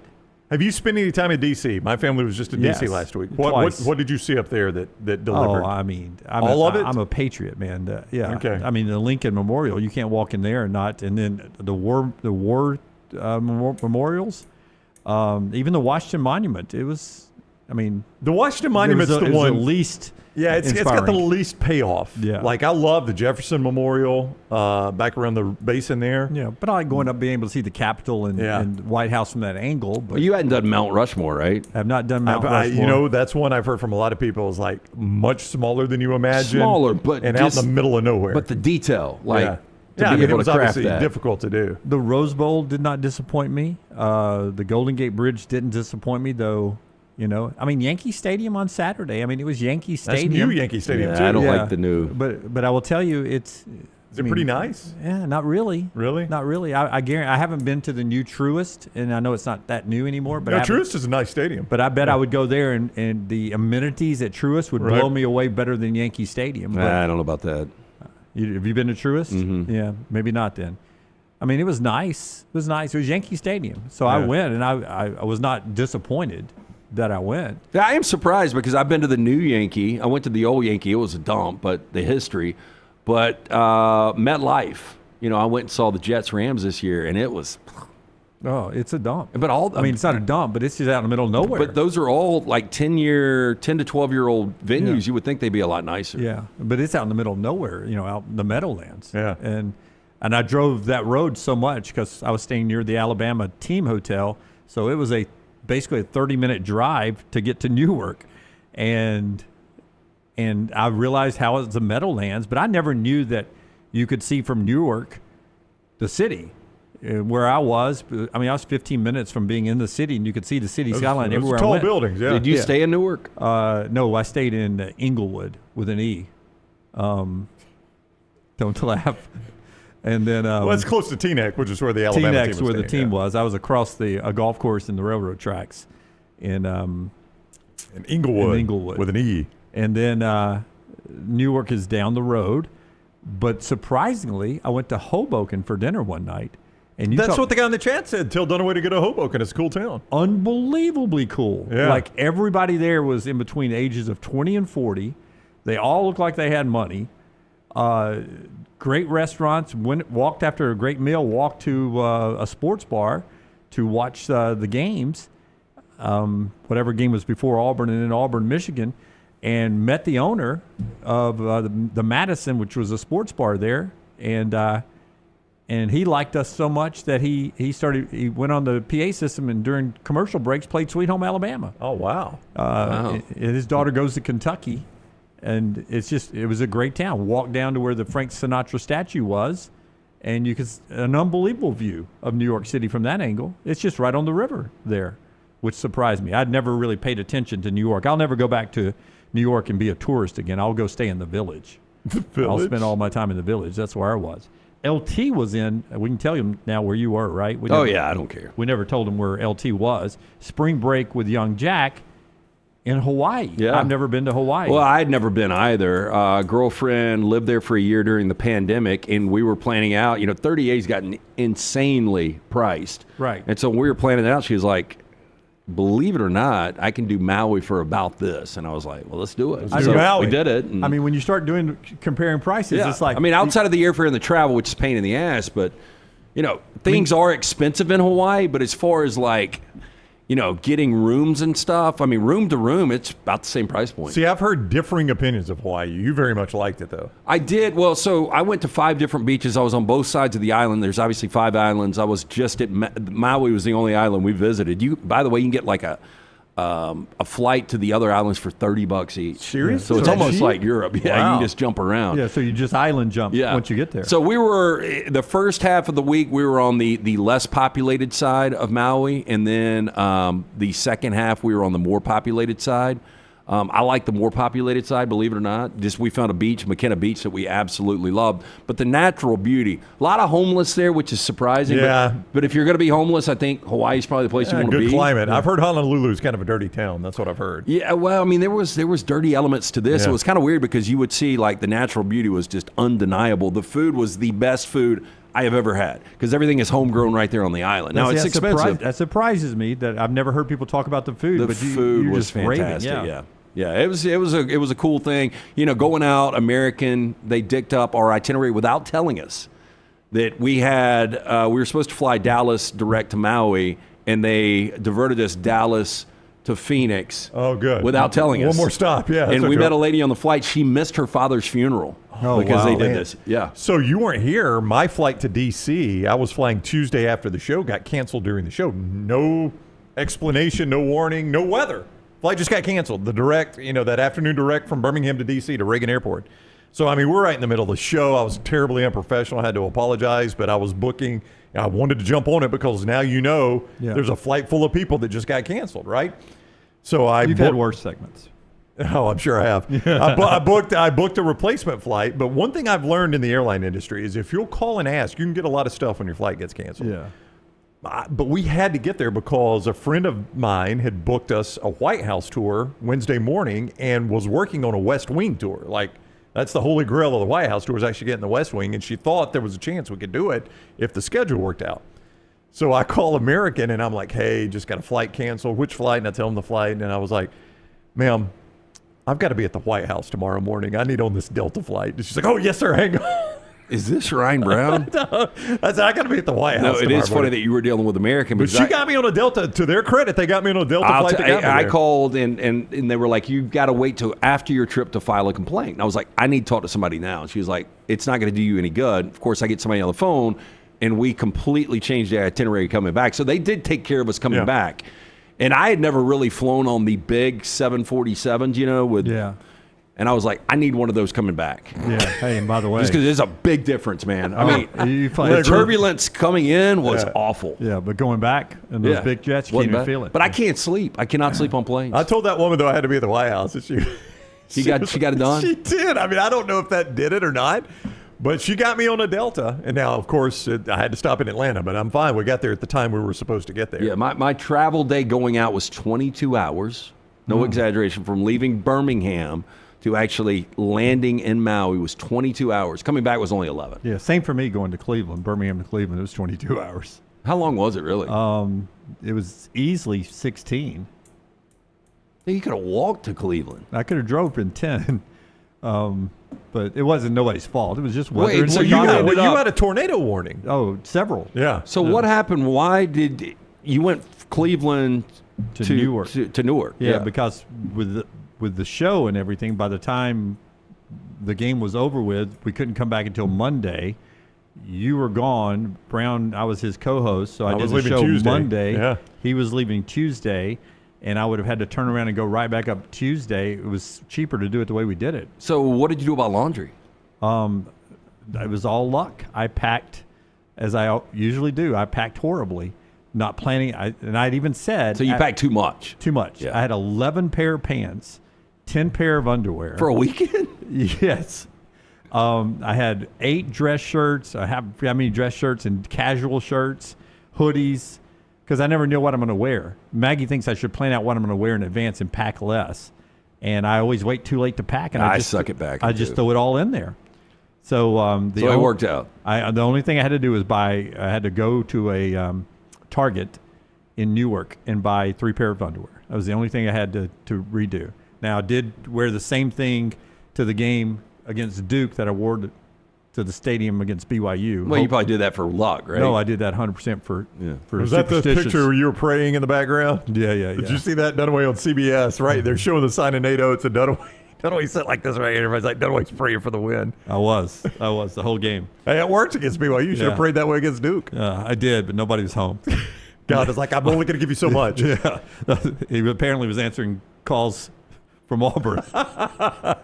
All right, we got trash when we come back. The show being brought to you by a couple of great folks. Our friends at Johnston RV Center is one of those. Tell us about Johnston RV. Yeah, you can find them I-65, exit 304 in Coleman, 334 in Decatur, and always online at johnstonrvcenter.com. Great deals right now at Johnston RV Center for you to go see America this summer in an RV. Payments as low as $129 a month with approved credit. So there's a payment for pretty much everybody there. Also, don't forget the RV warranty forever. Make sure you've got a lifetime warranty on anything that is new or qualifying pre-owned at Johnston RV Center. See them in person, I-65, exit 304 in Coleman, 334 in Decatur, or always online, johnstonrvcenter.com. Hey, if you wear contacts or glasses, you are wasting money each and every year. I'm speaking from experience. I wore the contacts for about a decade. Finally went to see Dr. Mark Michelson, true pioneer in the business, first to perform the laser procedure in the state of Alabama back in 1995. I've got 2015 vision better than 2020. Make the phone call I made, 205-969-8100. Ask for Amy. Tell her the next round sent you. She's going to hook you up with a hassle-free consultation, zero to lose, to find out if LASIK is right for you. 205-969-8100 or michelsonlaservision.com.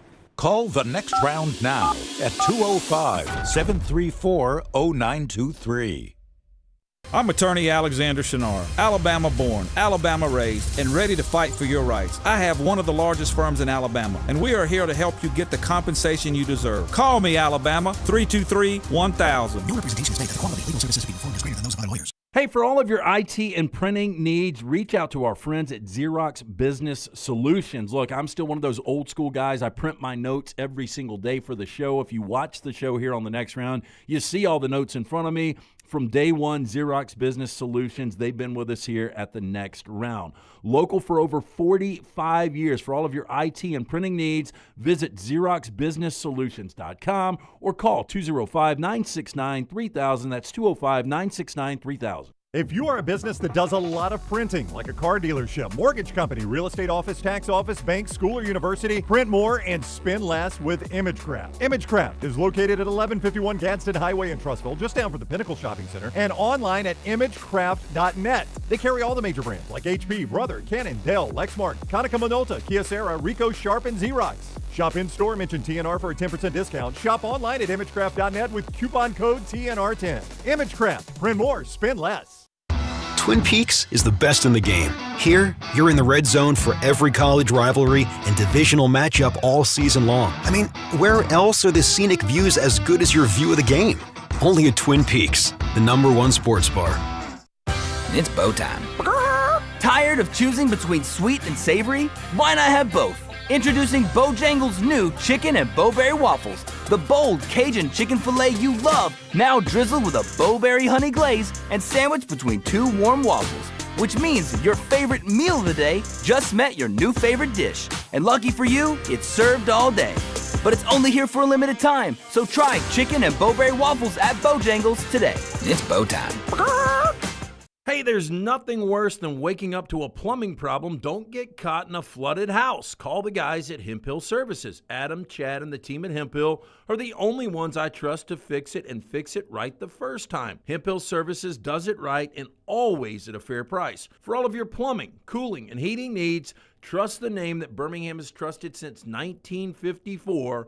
That is Hemphill Services. Call now, 205-229-2090. That's 205-229-2090. Celebrate the best time of year, tournament time, with MyBookie.ag. Sign up right now with code NEXTROUND and receive a 50% deposit bonus up to $1,000, plus a $10 casino chip. Tournament time is here, so enjoy it even more by playing along at MyBookie.ag. Bet anything, anytime, anywhere with MyBookie.ag. Use code NEXTROUND on your initial deposit for a 50% deposit bonus up to $1,000, plus a $10 casino chip. Don't get caught by the buzzer. Sign up now at MyBookie.ag, code NEXTROUND. Hey, you. Days warming up, looking like spring. And at New Balance Birmingham, we've got the thing. What pops and what's fresh? Check the selects. Come together at New Balance Birmingham on Highway 280, right next to Chick-fil-A. New Balance Birmingham, we got now. I'm attorney Alexander Shinar, Alabama born, Alabama raised, and ready to fight for your rights. I have one of the largest firms in Alabama, and we are here to help you get the compensation you deserve. Call me, Alabama, 323-1000. No representation is made that the quality of legal services being performed is greater than those of other lawyers.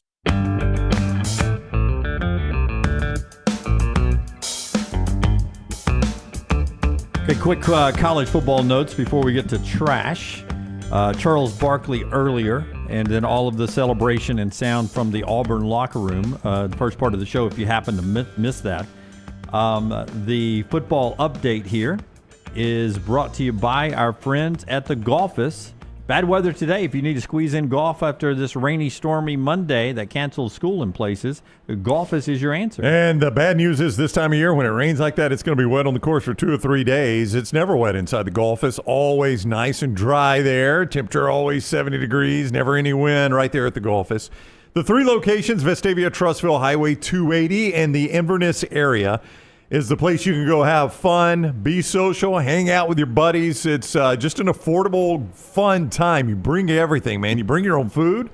You bring your own beverage. You bring your own alcohol, so you know you're going to get to eat and drink what you want. Bring your own clubs and play golf courses that you have seen on television that you've always wanted to play. Birmingham's best golf simulator indoors is the Golfus. By the way, if you've got an office meeting coming up, don't do the same boring office meeting. Nobody has fun or pays attention. Reward your staff. Do some team building. Take them to the Golfus. Get out of the office. Get in the Golfus. The website to book a bay or find out more, thegolfus.com. Thegolfus.com. We told you earlier, Frank Reich, former Colts head coach, is going to be the Stanford head coach for an interim basis at least 1 year. We'll see what they do after that. Colorado gives Deion Sanders a contract extension. $54 million over 5 years, $10 million, $10 million, $11 million, $11 million, $12 million, the 5-year term. So Incredible. Deion is $10 million plus a year. Well, look, I will say this. I think he's already earned a good majority of that contract based on the exposure for the program. It is going to be interesting moving forward. You know, how does he do it without a franchise quarterback in his son Shador and without one of the best players we've seen in the last few years in Travis Hunter? I cannot believe the Colorado head football coach is making this kind of money. But if you want to talk, and we did this often with Nick Saban, return on investment. I mean, what has Colorado gained from having, and I mean the institution, what have they gained from having Deion Sanders as the coach? Everything. I mean, I would say it's well more than whatever the difference is between what he was making and what he is making right now, which is probably $5 or $6 million. Well, I guarantee you they've gained that times. You know, what is their admissions budget? Yeah. Well, and we see it any time a team makes a run. You saw it at Alabama when Nick Saban was good, how much enrollment went up in Tuscaloosa. You see it any time a team makes a run in March Madness out of nowhere. They get this enrollment boost, or at least people that are more interested in the school. So I'm sure if Colorado, that's a pretty good institution, right? Academic institution. Yeah. But I'm sure if they're wanting to take on more students, they've had far more inquiries with Coach Prime there than they had before. By the way, women's basketball, LT's got to play on at lanceslock.com. It continues in Birmingham tonight, ncaa.com/WBB tickets. Our friends at Night Edie, a very successful weekend hosting that tournament. Get those tickets, ncaa.com/WBB tickets. 6 o'clock tonight, TCU and Texas. 1 versus 2 seeds there. 6 o'clock down at Legacy Arena. Go keep the madness going. Send somebody to the Final Four. South Carolina and UCLA advanced yesterday. Texas the favorite. UConn the favorite even as a 2 seed in the other game out in Spokane. The women's tournament continues. Thank you to Night Edie. Thank you to the folks who put on that event. ncaa.com/WBB tickets has been a raving success here in Birmingham. That gets us to trash. Brought to you by Mortgage Right. Hit the big button, Tyler. Listen, man, there's never been a time I've been drunk enough I want to roll over and see you in a bed next to me. I never, no. Listen, man. No, never? You know how much I like to drink. I've never been drunk enough and want to roll over and see your face in bed or across the bed with me. Under no circumstances is that survivable. Well, I tell you what, if he was in my room, he's going to be little. Dunaway's lost a lot of weight. He's not like those big booty San Antonio so women. you said he'll be a spinner? Yeah. Oh, no. LT's Trash is presented by Mortgage Right.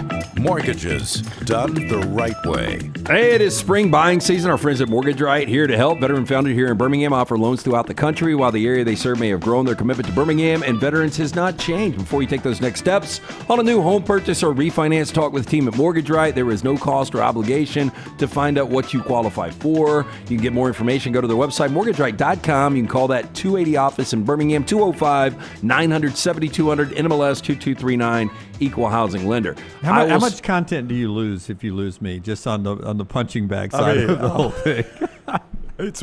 You're so endearing though, Jim. The show history, just the ability to be the punching bag. I got to say this. We've been doing the show 15 years. Yep. The most disturbing story in the history of trash coming up. Oh, crap. Did Tyler submit this, or did you find it on your own? Yeah. Tyler, you have found the most disturbing story. Would you agree? Am I taking this a little too much? Am I over-exexaggerating? Well, should we lead with it so it's not the last story? No, I think we lead. I mean, it's not going to be. It's not a. Brother Michael, whatever that movie. It's not like Salacious. No, Dear Zachary. Dear Zachary. Dear Zachary. Yeah. Oh, Tyler, have you ever seen Dear Zachary? You weren't around for the show then. I don't think so. I don't want to do this again. Don't watch it, because when I did this, you know what happened. And we all watched it, and we all immediately regretted it. It is awful. Do not watch Dear Zachary. It's a documentary. Don't look at him. He immediately starts to Google Dear Zachary because he's going to want to watch it. I feel like I've heard about. No, you'll watch it now. I guarantee you, Tyler is going to watch it this week. Do not watch it, Tyler. Don't watch it. I know about this one. I don't want to watch it. No, you do not. You do not. I still hear that alarm going off. Nope. I think it was an alarm in the movie. No, you don't want to watch where it went like dead red. I can't believe you brought that up. I apologize, Lance. But yeah, this is more disturbing.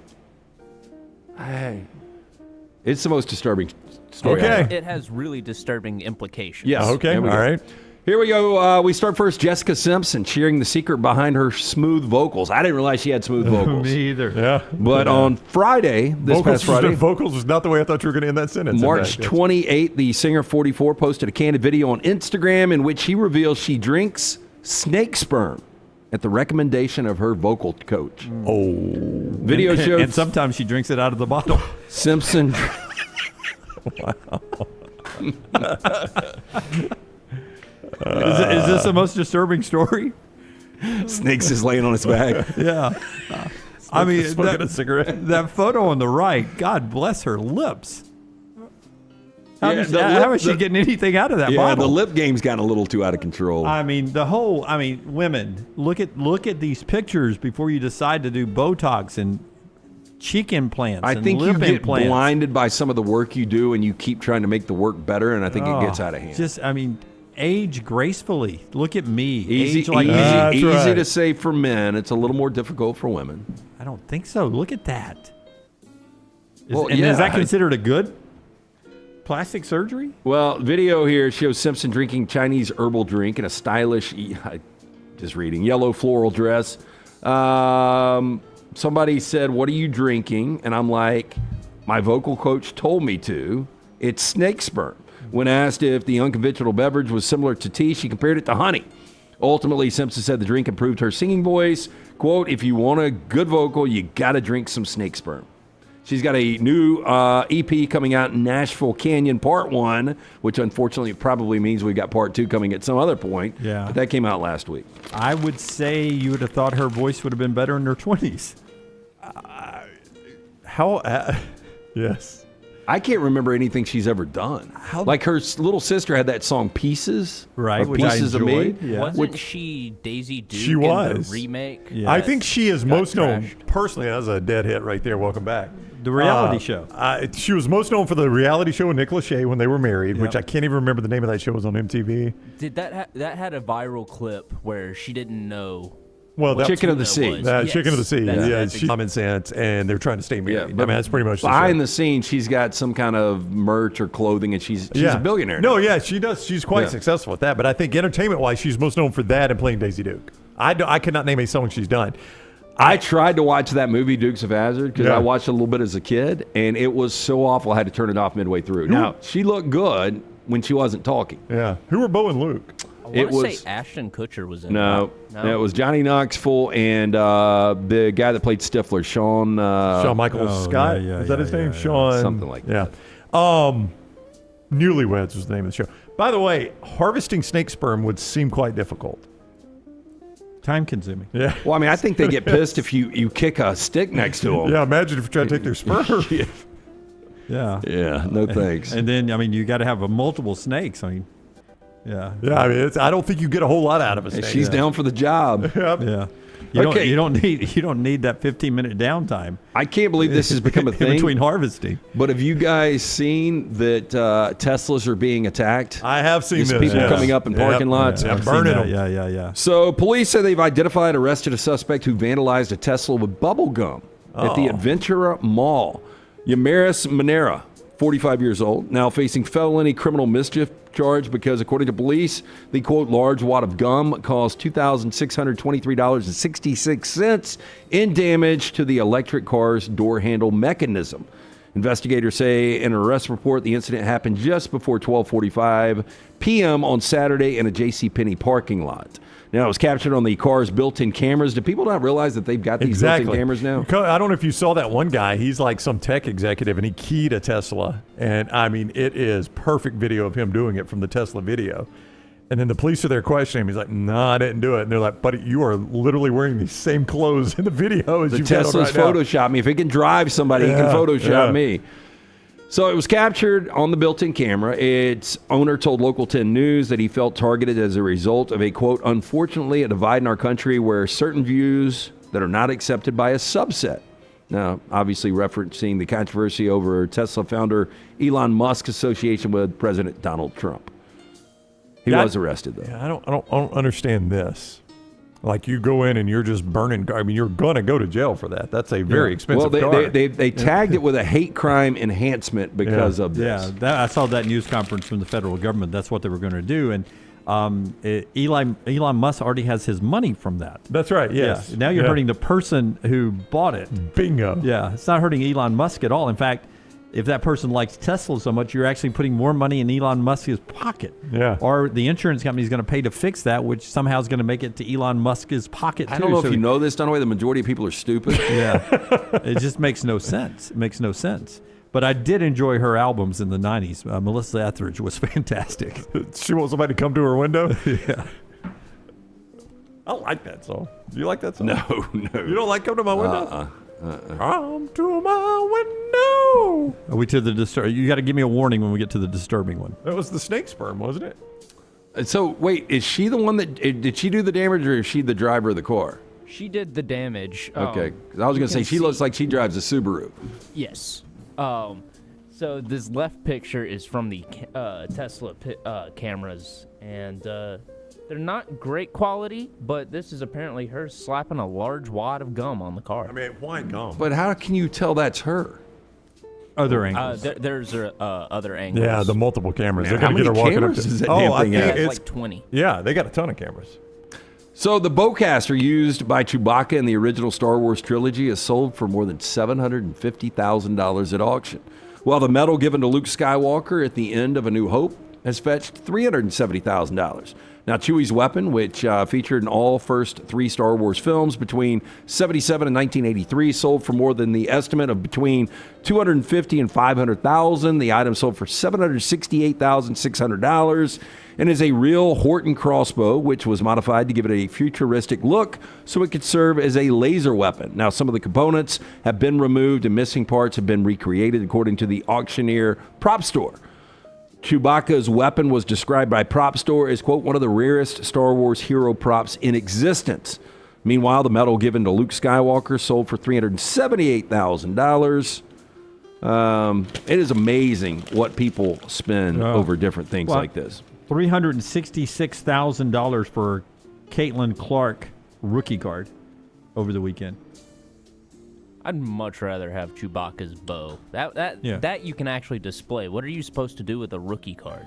Well, you Yes, hold you it and could sell display it. Yeah, you display it, hold it, and sell it. But I mean, that'll only gain value there, right? But like, I crossbow. guess, birds of a feather or whatever. But like, if I walked into somebody's house and that was up, I wouldn't know what the hell it was. What, Chewbacca's crossbow? Yeah. I would think it's some fancy old school telescope. Yeah, you got 2 options there. You look on either side. Oh yeah, Do you one for each guys, eye. you guys had triggers. ready for this story? Is this Oh, it? I thought the snake sperm. The snake sperm wasn't the most disturbing thing. That wasn't disturbing. No. That was That's humorous. That's a girl drinking snake sperm. All right. Oh man. Here we go. I'm telling you, man. We are on the clock with our world. I will say that. This scares me. When Lance gives us this many warnings. It should. And again, I might be overstating, over-exaggerating, whatever. Cutting-edge scientists have unveiled a disturbing plan to grow soulless, spare human bodies that can be used for medical experiments and even meat. I don't understand the meat part. The so-called bodyoids would be grown in artificial wombs and have the eerie ability to withstand endless pain. Now, the scientist made the bizarre pitch in an MIT technology review and explained why the Frankenstein-esque plan would revolutionize medicine. Now, they say the zombie-ish bodies would be key to testing out new medicines and growing human organs for transplants. The plan would become a reality by using the stem cells, one of the earliest cell types to form during human development. Now, the stem cells have already been used to grow organic matter and most recently helped to successfully create a structure that resembles a human embryo. Now, researchers hope to grow the fetuses entirely outside of a body using artificial uteruses, which are already being tested in labs. They plan on using genetic, quote, techniques to stunt brain production. Now, once they're grown, the bodies could address many ethical problems in modern medicine, offering ways to avoid unnecessary pain and suffering, wrote one of the scientists. One of the issues, according to the scientist, is sourcing, quote, ethical meat. Now, they wrote, for example, they could offer an ethical alternative to the way we currently use non-human animals for research and food, providing meat and other products with no animal suffering or awareness. But I like the way a cow tastes. Man, I don't care if it's soulless or not. Are you going to eat this? No. I know cow meat's good. What do you taste so like? it's two different parts here. Like human, they would grow soulless humans for for medical stuff. Yeah. They would grow soulless cows and stuff for meat. Oh, I thought it was humans. No, it's humans for both. Yeah. The humanoid is what they're calling it. Well, we should not be developing a taste for human flesh. You've ever read the book Soylent Green? Similar plot. Never read that. Now, researchers... But I would say that John Grisham? We should quickly jump on this story, write a screenplay, and sell it, because it does sound like a great movie. Oh, when these soulless humans kill everybody, y'all remember this day right here, because that's how that's going to end. The robots and the soulless humans will be the last. They're going to team up, and they're going to kill all the actual humans with souls. That's the sequel, Brown. Now, the researchers admitted their plan poses endless ethical questions, but stressed the world of possibilities that could open up if the spare bodies are developed. They pointed out how medical researchers have primarily been relying on animals for testing, which isn't always directly transferable to human treatments. Now, the scientists pointed out to over 100,000 Americans who are currently waiting on a solid organ transplant and stress that the crisis isn't stopping at any time soon. Like, if you want to grow it for the organs, that's one thing. Yeah. But when we're talking about eating... Yeah. May I ask, and I obviously have missed the connection here, I know Danny DeVito is a big fan of Jersey Mike's. Why is he on this photo as well? There's an episode of Always Sunny where he makes the other characters think that he's given them human meat to eat. Okay. Gotcha. All right. It was a good episode. I mean, would you guys agree that's... yeah, that's pretty disturbing. Again, this is the way society ends. I think you're right about that, is somebody has an idea of growing a soulless human, and then the soulless humans start to populate, and then one day we're outnumbered by the soulless humans and they kill us all. Yeah, sadly, do you think the libido is really strong in a soulless human? No, I mean that's the thing we don't think ahead on. I am going to say that I had a topic over the weekend that you guys probably didn't discuss: prison ministry. Yeah, I did not discuss that over the weekend. No, but talked about there's a little bit of good in almost everyone, but there are some soulless types that just don't want to be good. Yeah, I think that's probably true. And like any soulless type is not good for society, right? I would agree. And we're going to create a bunch. That's right. Yep. Yeah. Now they're not going to have the ability to think and reason, Jim. Until they do. So we're told. Yeah, until somebody says, you know what, we should put a brain in these. That's right. The hearts and the lungs, they're so valuable. Let's do brains for people that have Alzheimer's. Okay, that is Trash Today, brought to you by our friends at Mortgage Right. If you're looking for a new home, our friends at Mortgage Right here to help. Whether you're a first-time buyer or a seasoned home buying veteran, their great service and low rates make the process so easy. Call them today, 205-900-7200 or online, mortgageright.com. And our friends at NASCAR getting ready for another trip around the tracks at Talladega coming up. We move to the month of April tomorrow, and that's the month of Talladega. Yeah, before the soulless humans take over, you want to make sure you get over to NASCAR and watch the Talladega Super Speedway. Another amazing show, as Jim said, coming in this next month of April. 2.5 miles of nothing but pure speed and incredible action at every turn is what you find at the Talladega Super Speedway, and you'll find the Jack Links 500 NASCAR Weekend, April 25th through 27th. Get your tickets now, TalladagaSuperspeedway.com, TalladagaSuperspeedway.com. All right, so John Shire here, cut 14, on what he did and Duke did to Alabama. Does that make Duke the team to beat, like our friends at MyBookie says? When we get to the Final Four coming up this weekend, here is John Shire on holding Alabama to 65. Couldn't be more proud of the team as a whole, their attitudes the whole season from day one. I think this group has been different. They make fun of me. I keep telling them, don't change. Don't change, keep being them. And I thought the story tonight against an incredible offense, and Nate does an amazing job with their offense and the way they play. It's like nobody else. To hold them to 65 points is incredible. Watching them play the other night, they score 113, 25 threes. I think the biggest thing for us was not to take the bait of getting so spread. Three Youngblood, Holloway, and Sears had 21 of the 25 threes. And so for us still, we want to use our length and size, and these guys did an incredible job. Couldn't be more proud.